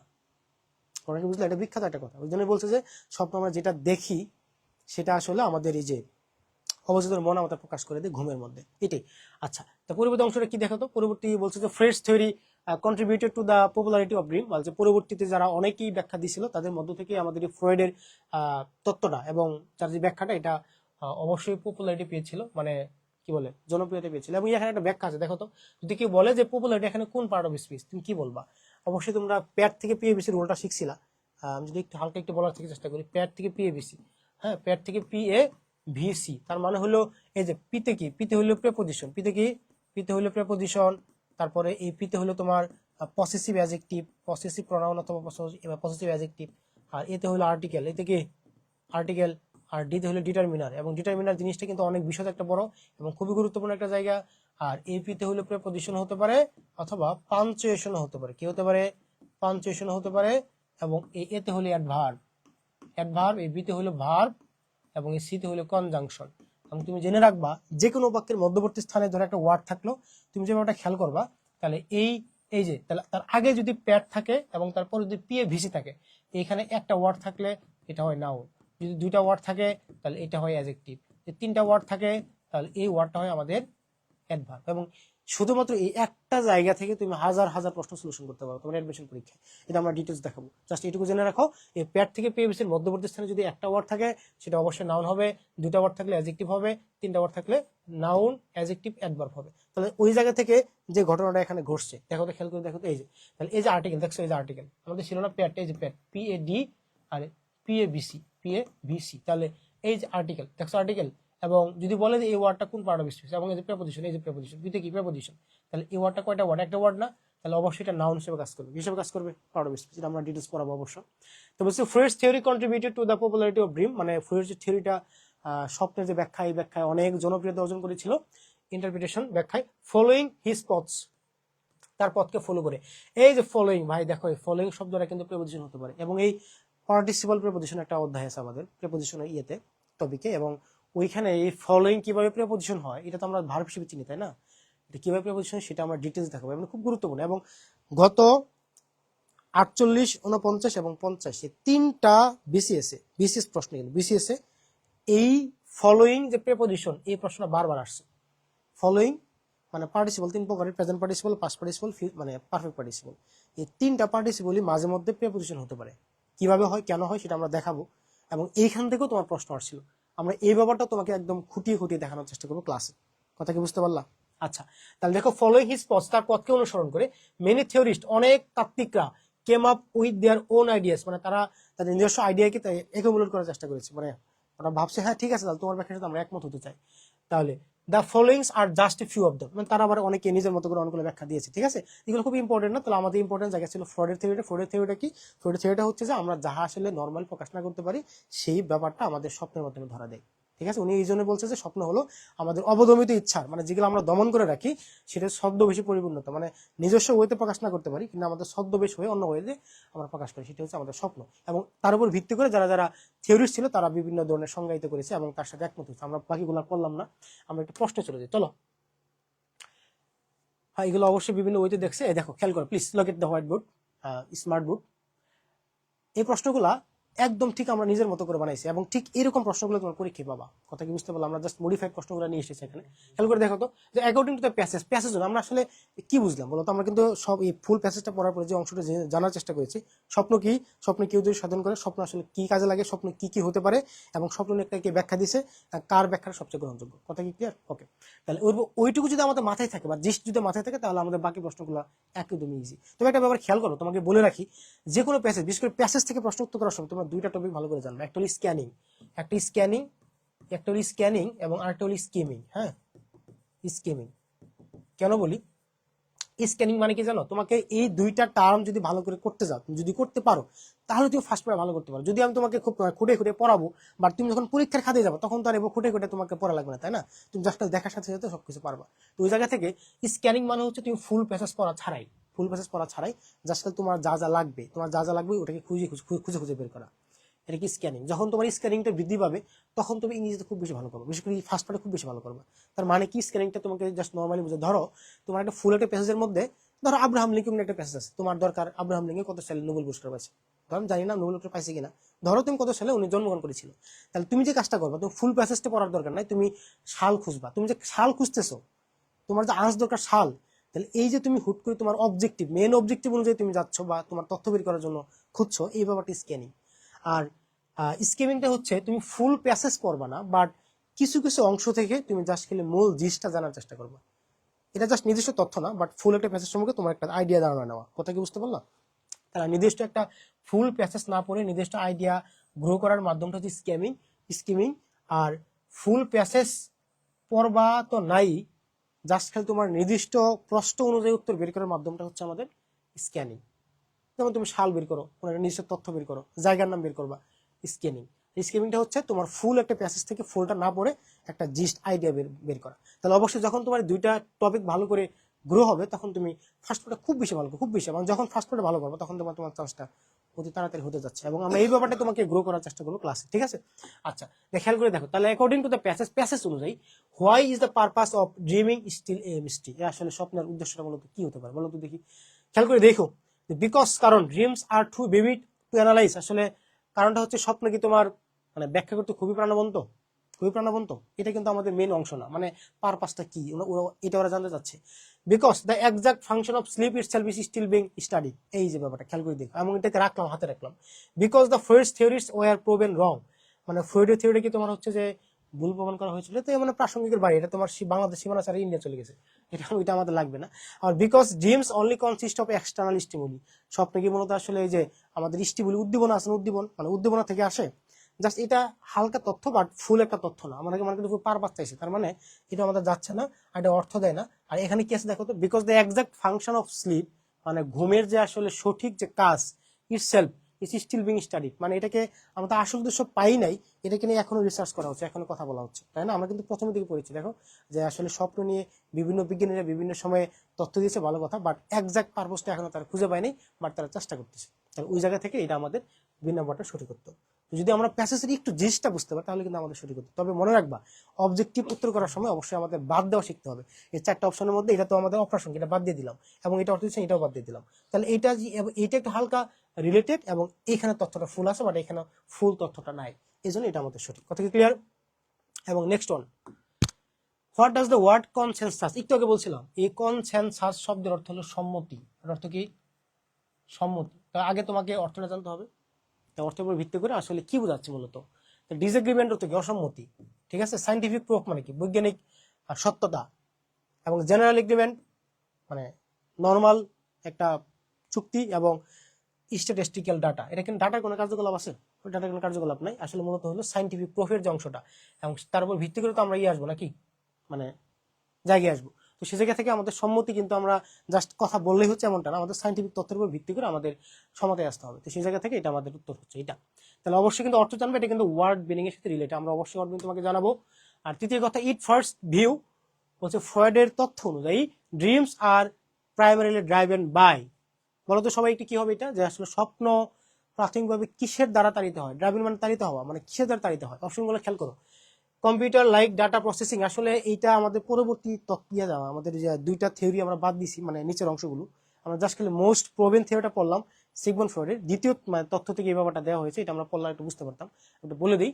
তাহলে এটা কম্পিউটার লাইক ডাটা প্রসেসিং, নাকি external sounds like a radio, নাকি রেপ্রেসড ডিজায়ার্স অ্যান্ড ইনস্টিংক্ট, এই যে যেটা বললাম সিগমন্ড ফ্রয়েডের তথ্য থেকে, আসলে ড্রিমস, এই যে ফ্রয়েডের তথ্য অনুযায়ী ড্রিমসটা মূলত কিসের দ্বারা তাড়িত হয়? এই যে রিপ্রেসড মানে কি? অবদমিত, ডিজায়ার্স অ্যান্ড ইনস্টিংক্ট, যেটা আমরা আসলে মূলত দমন করে রাখি, চেপে রাখি, দমাই রাখি, এই তথ্যটাই আমাদের স্বপ্নের মাধ্যমে ধরা দেয়। তাই তো বললাম একটু আগে নাকি? তাহলে এই যে রিপ্রেসড অর্থটা জানতে হবে আগে। তাহলে এর সাথে কোনো এক্সটার্নাল কম্পিউটার ফিজিক্যাল এগুলো কোনো কিছু রিলেটেড না। তাহলে আমাদের উত্তরটা হচ্ছে আমাদের এই রিপ্রেসড ডিজায়ার্স অ্যান্ড ইনস্টিংক্টস, ঠিক আছে? ওকে, তাহলে নেক্সট ওয়ান দেখার চেষ্টা করি একটু। The computer metaphors theory suggest, এটা আসলে থিওরিটা আমরা পড়া হয়নি, আমরা অবশ্যই পূর্ববর্তী ক্লাসে এটা ফুলটাতে কথা বলেছি, এটা আমরা একটু স্কিপ করলাম, কেমন? আর which of the following is not mentioned as a characteristics of dream, আসলে নিচের কোন তথ্যটা বা কোন অপশনটা তোমার হচ্ছে যে স্বপ্নের বৈশিষ্ট্যের মধ্যে পড়ে না? মনে রাখবা, এই যে খেয়াল করো ভাই, এই ক্যারেক্টার শব্দ অর্থ কি? ক্যারেক্টার অর্থ কিন্তু আমাদের বৈশিষ্ট্য, তাই না? আমার যদি এরকম হয় ক্যারেক্টারিস্টিক্স,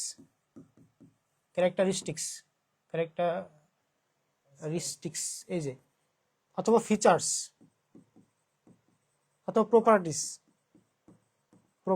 খেয়াল করে দেখবা, এই ক্যারেক্টার শব্দ তো চরিত্র, এটা তোমার ভালো হতেও পারে না হতে পারে, তবে এটার সাথে কিন্তু এটা কোনো কানেকশন নাই, এখানে কোনো চরিত্র নিয়ে কথাবার্তা আছে নাকি? তারপর দেখো ক্যারেক্টারিস্টিক্স, তার মানে এটা অর্থ অবশ্যই আলাদা, এটা অর্থ হলো বৈশিষ্ট্য, এবং একই সাথে ক্যারেক্টারিস্টিক্স, ফিচার্স এবং প্রপার্টিস, এই তিনটা শব্দের অর্থ হলো বৈশিষ্ট্য, আমরা জেনে রাখবো, কেমন? তাহলে আসলে নিচের কোন অপশনটা স্বপ্নের বৈশিষ্ট্যের সাথে যায় দেখে আমরা পড়ি। They can be vivid or vague, vague, কি বলবো এটাকে? ভেইক বলবো। তাহলে আসলে স্বপ্ন প্রাণবন্ত অথবা ভেইক হতে পারে। ওকে, আমরা একটু রাখলাম এটাকে হাতে। They can be joyful or frightening, সেটা তোমার আনন্দঘন হতে পারে অথবা ভয়ে আবৃত হতে পারে। আবার দে আর অলওয়েজ, খেয়াল করে দেখো, ওরা কিন্তু ওই প্রশ্ন খেয়াল করে দেখবা, বলছে নিচের কোনটা সঠিক না, এই যে নটটা খেয়াল করি নাই, সরি, তার নিচের কোন মানে বাক্যটা সঠিক না, তার মানে প্রাণবন্ত হতে পারে অথবা অস্পষ্ট হতে পারে, এটা সঠিক।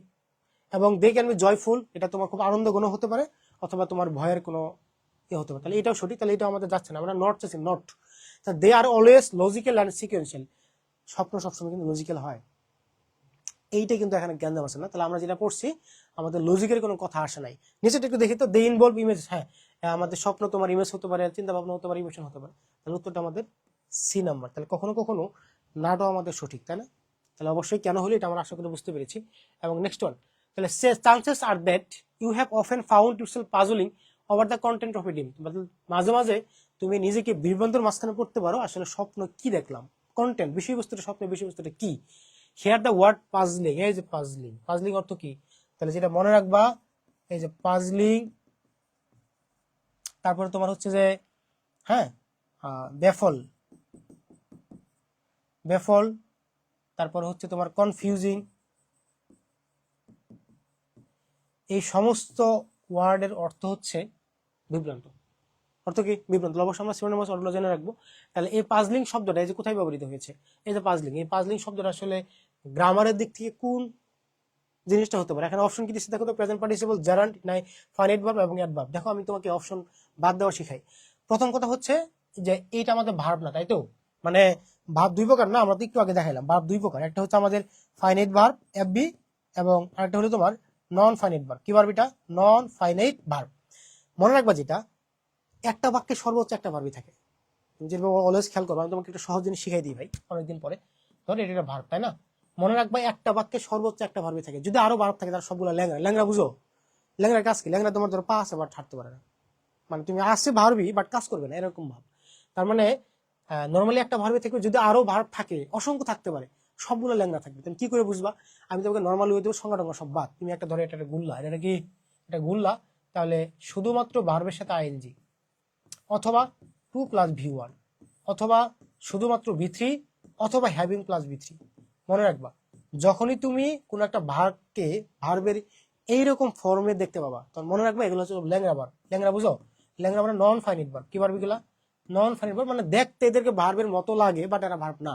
সে ফর এক্সাম্পল যদি বলি আই স হার স্লিপিং, আমি তোকে ঘুমাইতে দেখলাম, কি করতে দেখলাম?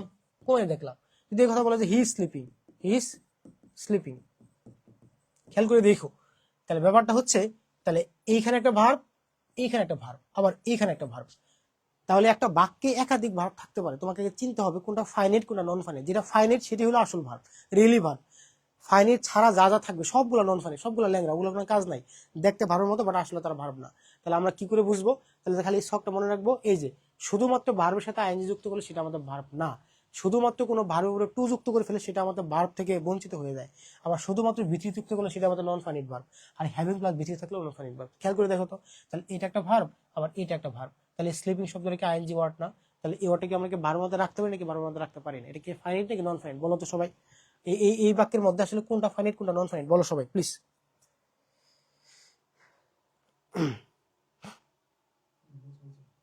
ঠিক আছে, তাহলে আশা করি দেখতে পাচ্ছি। তাহলে এই যে আইএনজি ওয়ার্ডটা তাহলে আমাদের বক্সের মধ্যে আছে, যে আইএনজি ওয়ার্ডটা বক্সের মধ্যে আছে, তারপরে এটা হলো আমাদের ফাইনাইট, নন ফাইনাইট কিভাবে এটা আমাদের নন ফাইনাইট ভার্ব। তাহলে এটা ছাড়া যেটা থাকবে সেটা কি হবে? এই যে ভি2, ভি2 কি আমাদের বক্সের মধ্যে আছে? এটা কিন্তু ভি3 না। তারপরে আমরা বলছি বক্সের মধ্যে যেগুলো আছে এগুলো হচ্ছে ভার্ব না, এগুলো ছাড়া যাদেরকে আমরা পাবো সেগুলো হচ্ছে আমাদের ভার্ব। তো সেই জায়গা থেকে এটা হচ্ছে আমাদের ভি2, আমাদের বক্সের মধ্যে নাই, এটা হলো আসলে রিয়েলি ভার্ব। আর একইভাবে এটা হলো আমাদের বক্সের মধ্যে নাই বাট এটা আছে, এটা হলো নন ফাইনাইট ভার্ব, এটা আমাদের কি ভার্ব? Finite verb. কথা ক্লিয়ার? ওকে, তাহলে এখানে যে ব্যাপারটা দেখতে চাই আমরা, তার মানে আইএনজি ওয়ার্ডটা তিনটা জিনিস হতে পারে। কোনো একটা বাক্যে আইএনজি ওয়ার্ডটা প্রথম কথা হলো এটা আমাদের ভার্ব না। কেন ভার্ব না? কারণ এই যে এখানে তুমি একটা ভার্ব পাই ফেলছো, বুঝলা? এই যে কিন্তু আমাদের ফাইনাইট ভার্ব, এগুলো আমাদের ফাইনাইট ভার্ব এগুলো, তো ওটা আমাদের ভার্ব না, আইএনজি ওয়ার্ড যেহেতু। তাহলে ওই আইএনজি ওয়ার্ড যখন ভার্ব না, তখন এই তিনটা জিনিস হতে পারে। যখন কোনো একটা দেখতে ওয়ার্ড ভার্ব না বাট দেখতে ভার্বের মতো, ওইটা নাউনও হতে পারে আইএনজি ওয়ার্ড হওয়ার পরে, অ্যাডজেক্টিভ হতে পারে, অথবা অ্যাডভার্বও হতে পারে। এটা আমরা gerund and participle of the full details আলোচনা করার চেষ্টা করবো। জাস্ট এইটুকু বলে রাখি, এই ওয়ার্ডটা এখানে পার্টিসিপল হিসেবে কাজ করতেছে। তাহলে এখানে প্রেজেন্ট পার্টিসিপল, কি পার্টিসিপল? Present participle. আর জারান্ট ফাইনাইট, অবশ্যই ফাইনাইট ভার্ব নাই, কেন? ফাইনাইট ভার্ব হলে তো ভার্বই হইতো, তাহলে এটা অটোমেটিক বাদ। আর অ্যাডভার্বের কোনো সংজ্ঞাই আসে না, এটা অটোমেটিক ভার্ব। তাহলে জারান্ট এবং পার্টিসিপলের মধ্যে তোমাদের কনফিউশন হতে পারে, এই ব্যাপারটা কেন হইলো না, এটা আমরা ডিটেলস ক্লাসে কথা বলবো ফুল গ্রামাটিক্যাল কনসেপ্ট নিয়ে, কেমন? তাহলে পরবর্তী অংশটি দেখার চেষ্টা করি। তাহলে ড্রিমস ক্যান বি এক্সট্রা, এটা তোমরা পড়লাম নাকি? সো তো এই হচ্ছে আচ্ছা এই ব্যাপারটা পড়ে ফেলি। তাহলে dreams can be extraordinary vivid or very vague. তাহলে বলছে যে স্বপ্ন অসাধারণ ভাবে খুবই প্রাণবন্ত হতে পারে অথবা খুবই অস্পষ্ট হতে পারে। এই ভেগ অর্থ কি? VAGU, ভেগ অর্থ অস্পষ্ট, অবস্কার শব্দ অর্থ অস্পষ্ট, ঠিক আছে? এগুলো শব্দ অবশ্যই ভালো করে জেনে রাখবা। আনক্লিয়ার অর্থ অস্পষ্ট। তাহলে আমাদের স্বপ্ন নর্মালি খুব প্রাণবন্ত হতে পারে, খুবই অস্পষ্ট হতে পারে, এবং chances change this into a negative sentence without changing the meaning. ওরা বলছে কি, একটা বাক্যটা লিখছে, এই বাক্যটা তুমি নেগেটিভ করবা কিন্তু অর্থ পরিবর্তন করবা না। তাহলে আমরা চারটা অপশন দেখবো কোনটার মধ্যে আমরা নেগেটিভ করছি বাট অর্থ পরিবর্তন কোথায় করে না, খেয়াল করে দেখো। তাহলে dreams can not be anything but vivid or vague. বলছে স্বপ্ন তোমার হচ্ছে যে প্রাণবন্ত অথবা বেগ ছাড়া কিচ্ছু না, এটা অর্থ দিচ্ছে অনেকটা। এবং একটু চেক করে দেখি আমরা। এবং নাম্বার 2 বলছে ড্রিমস ক্যান নট বাট, এই যে দেখো খেয়াল করে দেখো, এই ক্যান নট বাট এবং ক্যান নট হেল্প, তোমরা তো অনেকে জানো নাকি, ক্যান নট বাট এবং can not help, can not help এই দুটো ওয়ার্ড নাকি? এই দুটো ওয়ার্ডের পরে অবশ্যই সরি একটু আমি যদি করি, তাহলে ক্যান নট বাটের পরে শুধুমাত্র V1 বসে, কিন্তু আবার ক্যান নট হেল্পের পরে কিন্তু ভার্বের সাথে আইএনজি বসে। তবে ইন্টারেস্টিং পার্টটা হচ্ছে এই দুইটা শব্দের অর্থ কিন্তু সেম। এটা অর্থ কি? কোনো কিছু না করে পারা যায় না এমন। এবং আরেকটা ব্যাপার তোমাকে জানাই রাখি, এই ক্যান নট যদি দূরে দূরে রাখো এটা ভুল। যদি ক্যান নটকে কাছাকাছি রাখতে হবে খুবই, ওই যে করোনায় ক্লোজ আপ, কাছে আসার গল্প, এই যে ক্যান নটকে তুমি সবসময় কাছাকাছি রাখবা, ঠিক আছে? এবং অথবা তুমি এভাবেও লিখতে পারো, বাট এই যে ফাঁকা ফাঁকা রাখলে কিন্তু ভুল হয়ে যাবে, এটা ব্যতিক্রম। তবে সমস্ত ক্ষেত্রে, সমস্ত অক্সিলারি ভার্বের ক্ষেত্রে তুমি ধরো ডোনটকে আবার কাছাকাছি রাখতে পারবে না। নর্মালি সবার ক্ষেত্রে তোমাকে এভাবে রাখলে ভুল, তাহলে যেটা করতে হবে দূরে দূরে রাখতে হবে, আর না হলে একসাথে রাখলে এই যে কন্ট্রাক্টেড ফর্ম করতে হবে। শুধুমাত্র এই মানে সবার ক্ষেত্রে এই জিনিসটা সব সেম, কিন্তু একটু ব্যতিক্রমের জায়গা থেকে, তাহলে হিসাব অনুযায়ী এটা ভুল হওয়ার কথা ছিল, তাই না? কিন্তু ব্যতিক্রমের জায়গা থেকে ক্যান নোটের ক্ষেত্রে এই ক্যান নোটটা খুব কাছাকাছি বসে, এবং এভাবে হবে, বাট এই ফাঁকা রাখলে ভুল হয়ে যাবে। এই জিনিসটা একটু মনে রাখবা, জাস্ট জানার সাথে বলে রাখলাম। তাই অর্থ হচ্ছে দেখো, তাহলে ড্রিমস ক্যান নট বাট বলছে স্বপ্ন হতেই পারে না be extraordinary vivid or very big. বলছে স্বপ্ন মানে ক্যান নট মানে না হয়ে পারা যায় না এমনটা অর্থগুলো দেয় এরকম, যে স্বপ্ন তোমার খুবই অসাধারণ ভাবে প্রাণবন্ত অথবা খুবই অস্পষ্ট ছাড়া কিছুই হতে পারে না। তাহলে এইখানে ফুল অর্থটা দিচ্ছে। নিচে দেখো, dreams are not only vivid but also vague. স্বপ্ন শুধুমাত্র প্রাণবন্তই না, আবার ভেগো, অর্থ ফুলি একটা দিচ্ছে। আবার ড্রিমস আর নাইদার ভিভিড নর ভেগো, অর্থটা ওর সাথে মিলে যাচ্ছে না, ঠিক আছে? তাহলে অবশ্যই এটার সাথে আমাদের এই অংশটা ফুলি অর্থ বলা যাচ্ছে, এবং এই যে অসাধারণ শব্দটা এই নিচের দুইটার মধ্যে নাই বা ফুল অর্থটা দিচ্ছে না, দ্যাটস আমরা নিতে পারতেছি না। আর এইটা একেবারে ফুল অর্থ দিচ্ছে বিদায় এটা আমরা নিতে পারতেছি। তার মানে আমরা প্যাসেজ থেকে যে অংশটা জানতে পারতেছি, আমাদের অবশ্যই অর্থগুলো ভালো করে জানতে হবে, এবং জানার সাথে সাথে আমরা এই অংশগুলোকে ভালো করে খেয়াল করে দেখার চেষ্টা করবো। এখন নাম্বার 2 দেখো তো, while many theories have bin propose, যখন অনেকগুলা তত্ত্ব প্রস্তাব করা হয়েছে, নো কনসেনসাস, কোনো সম্মতি, হ্যাজ ইমার্জড মানে কোনো সম্মতি উঠে আসে নাই বা এক হতে পারে নাই। তাহলে what type of sentence is this, এই বাক্যটা কি ধরনের বাক্য, কি ধরনের বাক্য বলো? এখন তোমাকে যে ব্যাপারটা বলতে চাই, অনেকেই এই সিম্পল সেন্টেন্স, আমি একটু একদম সিম্পলি পড়াই দিই, এটা অনেক বড় ব্যাখ্যা করার সুযোগ নেই, এটা একটা কমপ্লেক্স সেন্টেন্স, হ্যাঁ এটা কমপ্লেক্স, এবং এটা হলো কম্পাউন্ড সেন্টেন্স। মনে রাখবা, যেটা সিম্পল মানে কি জানো, সিম্পল মানে এক গরিব মানুষের মতো, মানে 3 বেলা খাবে 14 ঘন্টা ঘুমায়, আর কিছু লাগে না তার। কিন্তু যারা মানে ধনী মানুষ দেখবা যে তোমার মানে বড় বড় গাড়িতে চলে, তারপরে ওদের ঘুম নাই, বুঝলা, ওরা 3 ঘন্টা ঘুম পেলে আর ঘুম টুম নাই, কিচ্ছু নাই। আর সিম্বলটা কিচ্ছু লাগে না, কি চাই জানো, শুধুমাত্র একটা সাবজেক্ট লাগে, একটা ভার্ব লাগে, একটা অবজেক্ট লাগে, মানে একটা ফাইনাইট ভার্ব, ভার্ব মানে ফাইনাইট ভার্ব আর কি। বলতেছিল না কেউ যে বক্সের মধ্যে যেগুলো ছাড়া ওগুলো ছাড়া যা যা আছে সবগুলো ফাইনাইট ভার্ব। তাহলে যে কোনো বাক্যে যদি তুমি একটা ভার্ব খুঁজে পাও, সাবজেক্ট অবজেক্ট বাদ দাও, কিচ্ছু লাগবে না তোমার, তুমি খালি এটা খুঁজবা যে কোনো বাক্যের মধ্যে একটা ফাইনাইট ভার্ব আছে, যখন একটা ফাইনাইট ভার্ব থাকবে ততক্ষণ একটা বাক্য। আবার এই কমপ্লেক্সে এখানে একটা বাক্য থাকবে, এখানে একটা বাক্য থাকবে, মাঝখানে থাকবে তোমার কি বলে সেটা, আমি যদি এটাকে একটু করি আর কি, মানে ধরো এটাকে কম্পাউন্ড ধরো তুমি, আর এটাকে তুমি কমপ্লেক্স ধরো, হ্যাঁ মানে ব্যাপারটা লেখার সাথে লিখলাম। তাহলে এখানে একটা বাক্য থাকবে, এখানে একটা বাক্য থাকবে, মাঝখানে থাকবে ফ্যান ভয়েস, এই যে ফ্যান ভয়েস তো মানে কি জানো নাকি, for, at, not only but also, but, or, yet, else, so, এগুলো কিন্তু আমাদের কোঅর্ডিনেট কনজাংশন।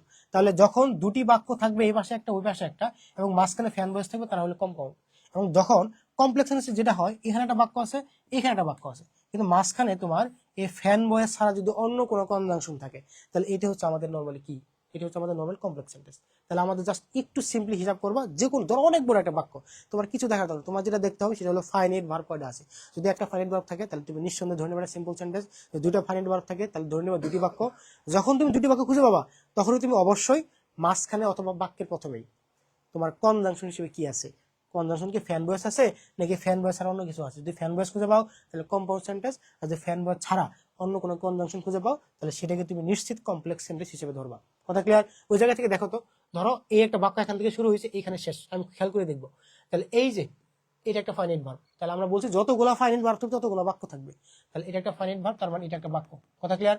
ওকে, তাহলে নো কনসেনসাস হ্যাজ ইমার্জড, এই যে একটা ফাইনাইট ভার্ব, তাহলে এইখানে একটা ফাইনাইট ভার্ব থাকলে তাহলে আমরা এইটুকু বুঝলাম এখানে দুটি বাক্য আছে। কটা বাক্য আছে? দুটি বাক্য। তাহলে দুটি বাক্য থাকলে আমরা নেক্সট কাজ কি, নেক্সট কাজ হচ্ছে মাঝখানে অথবা বাক্যের প্রথমেই কনজাংশন বুঝবে। কনজাংশন নর্মাল দুটি জায়গায় বুঝতে পারে, হয় একেবারে বাক্যের শুরুতে, নাহলে দুটি বাক্যের মধ্যবর্তী স্থানে।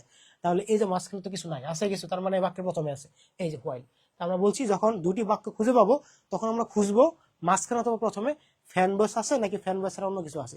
যদি ফ্যান বয়েস থাকে তাহলে কম্পাউন্ড, ফ্যান বয়েস ছাড়া অন্য কিছু থাকলে সেটা হচ্ছে আমাদের কমপ্লেক্স। তাহলে দেখো তো এই যে হোয়াইল কি আমাদের ফ্যান বয়েসের মধ্যে পড়ে?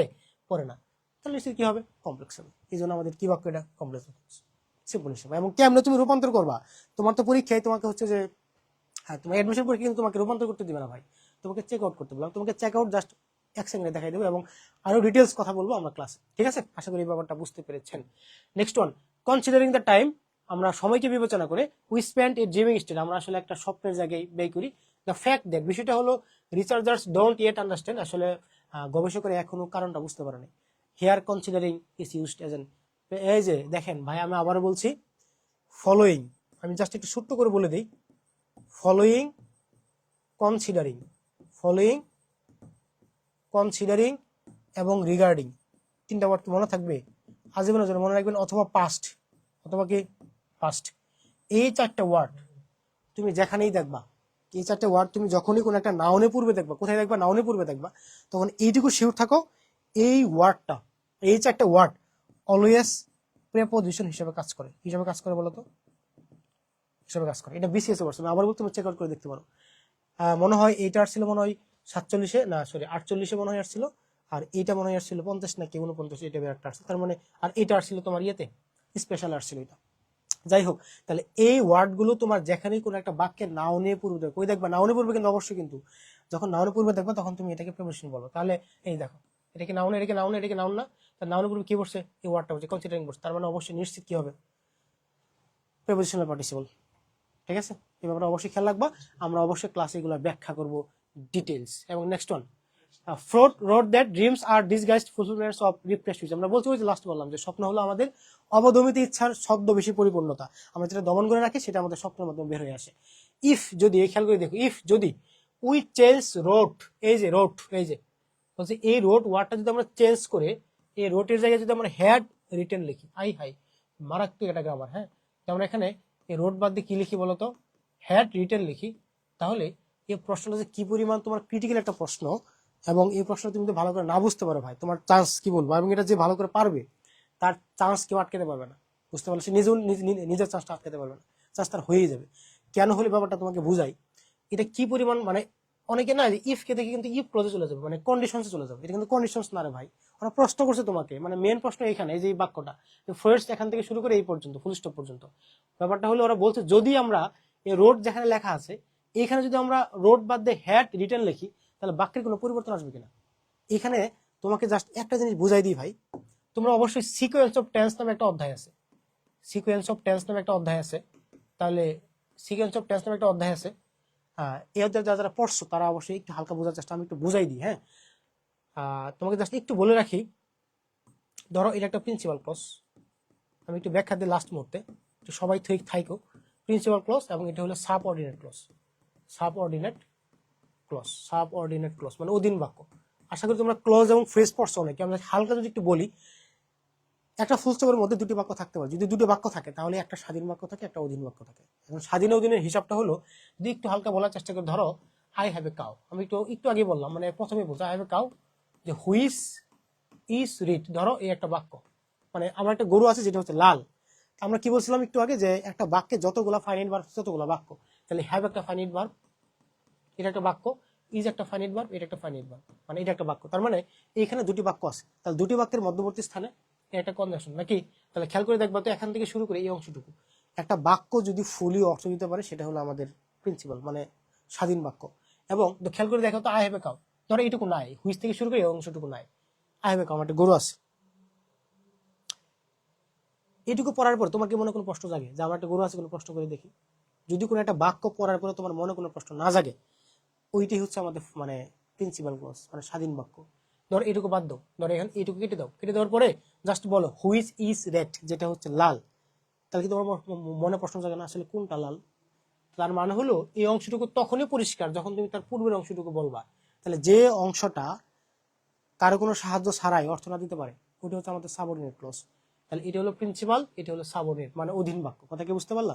তাহলে আমাদের যে মেন ফোকাসটা সেটা হলো যখন কোনো বাক্যে প্রিন্সিপাল ক্লজ হয় এবং সাবঅর্ডিনেট ক্লজ হয়, তাহলে প্রিন্সিপাল ক্লজ অনুযায়ী তার পরবর্তী বাক্যের মানে এই অধীন বাক্যের যে টেন্সের পরিবর্তন, এটাকে আমরা সাবঅর্ডিনেট ক্লজ। তোমাকে যেটা জানতে হবে সিম্পল হিসাব, যদি এই প্রথম বাক্যটা প্রেজেন্ট টেন্স হয় কি হয়?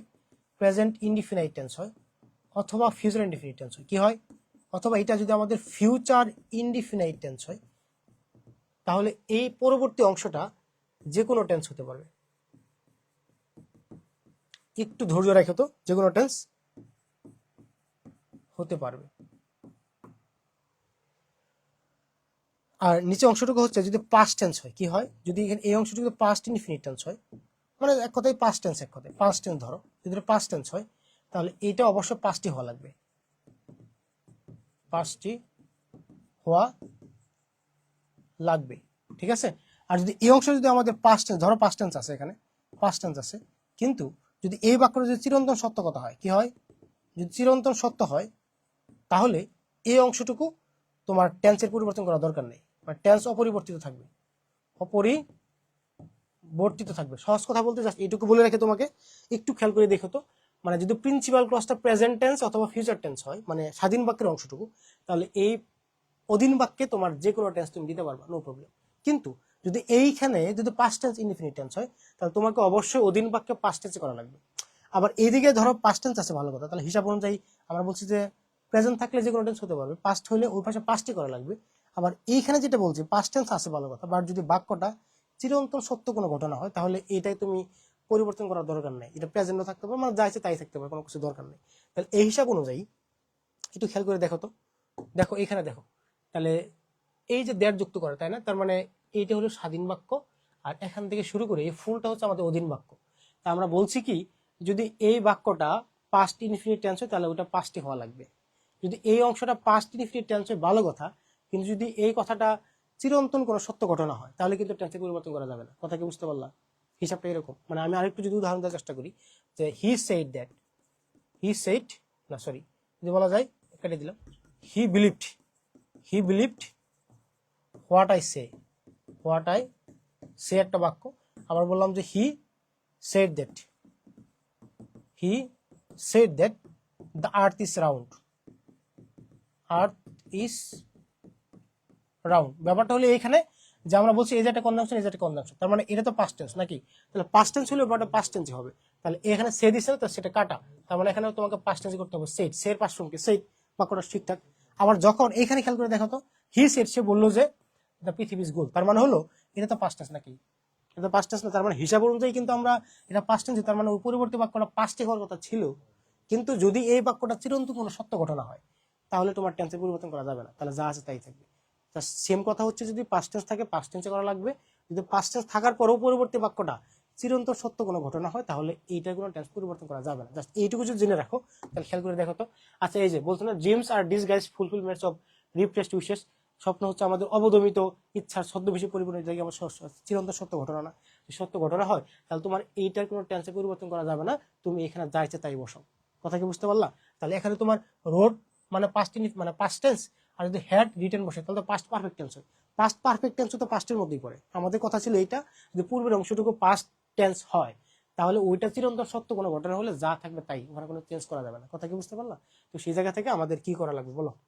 তাহলে এই যে ড্রিমস আর, তাহলে আমাদের এই যে এটা ছিল না, আমাদের ড্রিমস আর ডিসগাইজ ফুলফিলমেন্টস, যা আছে তাই থাকবে। কারণ কি? কারণ এইটা পরিবর্তন করার ফলে এটা পরিবর্তনটা হবে না। এবং এটা কিন্তু মারাত্মক ক্রিটিক্যাল প্রশ্ন, এবং এই ব্যাপারটা আমরা যারা যাদের একটু বেসিকটা কম, আমরা আসলে বেসিকটা দেবো ক্লাসে আরো ভালো করে দেবো, তখন আমরা ফুল অংশগুলো আবার ডিটেলস নতুন করে আলোচনা করবো। এবং যাদের একটু কনফিউশন লাগলো, আমরা ক্লাসে অবশ্যই তোমাদের প্রত্যেকটা অংশ দেখার চেষ্টা করবো এবং কথা বলার চেষ্টা করবো। তাহলে এই ছিল আমাদের এই প্যাসেজ নিয়ে কথাবার্তা বলে, এবং প্রসেস নিয়ে আরো সময় নিয়ে আমাদের কথা বলতে হবে, এবং তারপরে আশা করি তোমাদের সমস্যাগুলো আমরা ধরতে পারবো, এবং তারপর ভিত্তি করে আমরা আসলে তোমাদের পড়ানোর চেষ্টা করবো। কেমন? তো আশা করি অনেকটা বুঝতে পেরেছো, এবং যারা বুঝতে পেরো না তারা ধৈর্য হারানোর কোনো হতাশার কোনো দরকার নাই। অবশ্যই একটু সময় নাও, আমরা তোমাদেরকে দেখবো এবং তোমাদের সমস্যাগুলোর উপর ভিত্তি করে আমরা সমাধান করার চেষ্টা করবো। কেমন? সো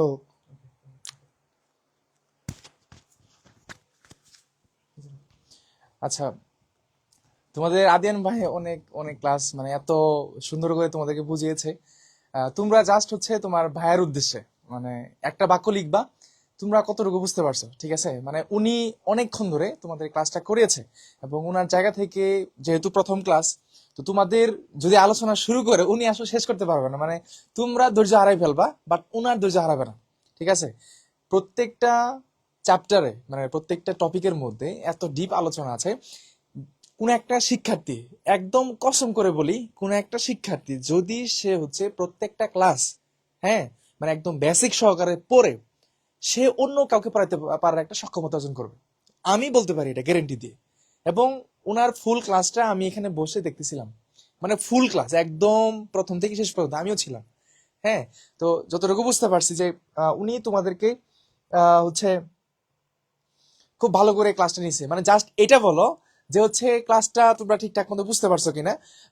দেখো, তোমাদের কিন্তু প্যাসেজ ক্লাস করানো হয়েছে, প্যাসেজের প্রতি আমাদের একটা অমনোযোগ আছে বা একটা কনসেন্ট্রেশন জিনিসটা থাকে না। কেন? কারণ প্যাসেজ পড়তে ভালো লাগে না, অর্থ পারি না, তার দরকার নেই, প্যাসেজ আনসার করবো না। কিন্তু এই সেশনে আমরা এমন কিছু যুক্ত করছি তোমাদের জন্য, যেন হচ্ছে কোনো একটা স্টুডেন্ট মানে ইস স্টুডেন্ট যদি কেউ এখানে আমাদের সাথে আসে বা প্রত্যেকটা ক্লাস করে, বিশ্ববিদ্যালয় ভর্তি পরীক্ষায় প্রতিযোগিতা হবে তোমাদের মধ্যে, যারা তোমরা আমাদের সাথে আছো তোমাদের মধ্যে প্রতিযোগিতা হবে। ফর এক্সাম্পল, বিশ্ববিদ্যালয়ে আমাদের ধরো বি ইউনিটে আসন সংখ্যা আছে 600+। আমাদের সাথে শিক্ষার্থী যারা আছো, তোমাদের সাথে একটা কম্বিনেশন হবে। কেন? মানে একটা কি হবে, একটা প্রতিযোগিতা হবে। তোমাদেরকে আমরা ওইভাবে গড়ে তুলবো। তবে তোমাদের প্রতি একটা অনুরোধ থাকবে, আমাদের দিক থেকে তোমাদের কোনো ধরনের ঘাটতি রাখবো না, তোমরাও ক্লাসটা করবা, ঠিক আছে? মানে একদম টোটালি যেন প্রত্যেকটা ক্লাসে নোটটা করে রাখবা। যে একটা ফ্রি ক্লাস ছিল, তো ফ্রি ক্লাসের জন্য একটা খাতা বানাও, তুমি অসুবিধা নাই তো, একটা খাতা বানাও। এই খাতার মধ্যে প্রত্যেকটা ফ্রি ক্লাসে, সেটা বাংলা হোক, সেটা জিকে হোক, সেটা ইংলিশ হোক, সেটা আইকিউ হোক, ওই ক্লাসগুলো খুব ভালো করে নোট করে রাখবা। এবং এই ক্লাসগুলো তোমার কাজে দিবে, 100% বলতেছে, এই ক্লাসগুলো তোমার কাজে দিবে। এখানে অনেকগুলা বিষয় তোমাদেরকে বাড়ানো হয়েছে, ঠিক আছে?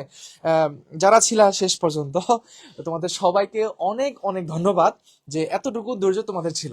সবাই কিন্তু নাই, মানে প্রথম লেভেলে যারা ছিল শেষ পর্যন্ত কি তারা কি আছে এখন? নাই তো। তো প্রতিযোগিতা কোথায় হবে আমাকে বলো। আর ভালো জিনিসে দেখা গেছে যে মনোযোগ জিনিসটা ধরে রাখাটাই হচ্ছে একটা কম্পিটিশন। সত্যি কথা বলতে, এই যে একটা ক্লাস চলতেছে, এই ক্লাসের মধ্যে তোমার যে কনসেন্ট্রেশন, যারা লাস্ট পর্যন্ত ছিলা, তোমরা কিন্তু যথেষ্ট ধৈর্যশীল, এটা কিন্তু আমি মানি।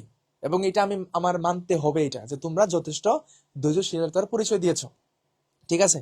আমাদের সাথে অনেকেই ছিল, একটু যদি বলি সেটা হচ্ছে আব্দুল হালিম ক্লিয়ার, দেন হচ্ছে নুসরাত জাহান আমাদের সাথে ছিল, থ্যাংক ইউ ভাইয়া ক্লিয়ার। মোহাম্মদ আরিয়ান ছিল, তারপর হচ্ছে তৌফিক ক্লিয়ার, নুসরাত জাহান, হ্যাঁ, রাসু, তারপর হচ্ছে নাসিমা নাসরিন সেরা ছিল ভাইয়া, ওনার ক্লাস খুব ভালো লাগছে। আমাকে ভুলে গেলা হয়তো বা, যাই হোক। নাসিমা জাফর আলহামদুলিল্লাহ অনেক ভালো বুঝি, সত্যের প্রতীক আলহামদুলিল্লাহ। সাফা সুমু, আহ, আহ, মা গো, এত বড় একটা স্পেলিং করছো, এটা অবশ্যই অনেক বড় স্পেলিং। হ্যাঁ, যাই হোক, ক্লাসটা ভালো ছিল। জুবাইলা রফা, ওকে, এরকম এরকম ক্লাস ইনশাল্লাহ তোমাদেরকে খুব ভালো করে প্রোভাইড করার চেষ্টা করব। আমাদের প্রত্যেকটা ক্লাসের মধ্যে, সেটা হতে পারে ইংলিশ বলো, সেটা আইকিউ বলো, সেটা জিকে বলো, প্রত্যেকটা ক্লাস, এবং হচ্ছে সি ইউনিটে যারা আছো, problem solving, analytical skill and English. আর এই ক্লাসটা সবার জন্য। তোমাদেরকে প্যাসেজের মধ্যে লাস্টে যে প্র্যাকটিসগুলো করানো হয়েছে, এইগুলা কিন্তু বইয়েতে পাবা না। এইচএসসি টেক্সট বুক থেকে ড্রিম প্যাসেজটা পড়ানো হয়েছে, কিন্তু যতগুলা এমসিকিউ দেওয়া হয়েছে, ওই এমসিকিউ গুলা কিন্তু তোমাদের জন্য মানে ই করা হয়েছে, মানে এটা নিজে থেকে আমরা ক্রিয়েট করছি প্রত্যেকটাতে, ঠিক আছে? তো আজকে এই পর্যন্তই। আহ তাসিম তোমার নাম বলছি, হ্যাঁ, 10 আওয়ার ক্লাস করার রেকর্ড আছে ইনশাল্লাহ। তোমাদের যে ম্যারাথন হয় লাস্টের দিকে ইনশাল্লাহ। আর আমাদের এখানে যারা আছো, যারা আসবা, প্রত্যেকের তোরে একটা কথাই বলি যে ইনশাল্লাহ সর্বোচ্চটা পাবা, কোনো দিক থেকে কোনো কমতি রাখবো না। মানে এই যে কথা বলতেছি না, কথাতে না, মানে কাজে সেটা প্রয়োগ করব। তোমরা আমাদের ছোট ভাই বোনের মতো, আমরা চেষ্টা করব তোমাদেরকে সঠিক জায়গায় নিয়ে আসার জন্য। ঠিক আছে, এটার জন্য আমরা মানে পরিশ্রম করবো, বাট তোমাদের প্রত্যেকটা ক্লাস তোমরা করে নিবা, তাহলে হবে। ঠিক আছে, তো সবাই ভালো থাকবা। অনেক অনেক ধন্যবাদ, এতক্ষণ তোমরা ছিলা, যথেষ্ট কৃতজ্ঞতা বোধ। এবং হচ্ছে তোমার আদিয়ান ভাইকেও অনেক ধন্যবাদ, উনি আমাদের সাথে থাকবে, ইংলিশের দায়িত্বে থাকবে, প্যাসেজ এন্ড গ্রামার। আর আমি আইকিউর জন্য ফুল সাপোর্ট। ঠিক আছে, মানে এইবারের যে কম্বিনেশনটা করা হয়েছে, গত বছর দেখা গেছে যে আমি ইংলিশ আইকিউ নিয়েছিলাম তোমাদেরকে, তারপরেও যথেষ্ট পরিমাণ দিয়েছি। এখন আলাদা করে নিছি যেন হচ্ছে আমাদের ওই সেক্টরটাতে আরো বেশি কিছু দিতে পারে, আরো বেশি কিছু সময় দিয়ে তোমাদের ইফেক্টিভ কিছু দিতে পারে, এই জিনিসটা আমাদের ইনপুটে দেওয়া আছে। ঠিক আছে, ওকে।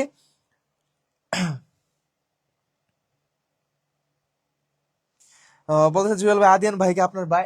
আচ্ছা, এটা একটা বলে রাখি, আহ দুজনেই একই এলাকার। উনি হচ্ছে রাজশাহী বিশ্ববিদ্যালয়ে, উনি আমার আমার সিনিয়র, রাজশাহী বিশ্ববিদ্যালয়ে পড়াশোনা শেষ করছে। আমি আমার পড়াশোনা শেষ প্রান্তে, আমি চট্টগ্রাম বিশ্ববিদ্যালয়ে, বাট আমি এবং তো আদিয়ান ভাই একই এলাকা। এবং আরেকটা ইন্টারেস্টিং পয়েন্ট হচ্ছে দুজনেই একই স্কুল থেকে পড়াশোনা করছি। ঠিক আছে, উনি আমার সিনিয়র, মানে আমার আগে বের হইছে। একই স্কুল থেকে আমরা দুজনে পড়াশোনা করছি। তো এখন এই জার্নিতে আমরা একসাথে আছি। ঠিক আছে, একসাথে আছি। তো দেখা গেছে আমরা তোমাদেরকে যথেষ্ট পরিমাণ দেওয়ার চেষ্টা করবো ইনশাল্লাহ। তো সবাই ভালো থাকবা, সুস্থ থাকবা, দেখা হবে পরবর্তী কোনো লাইভ ক্লাসে। আল্লাহ হাফেজ, সালাম আলাইকুম।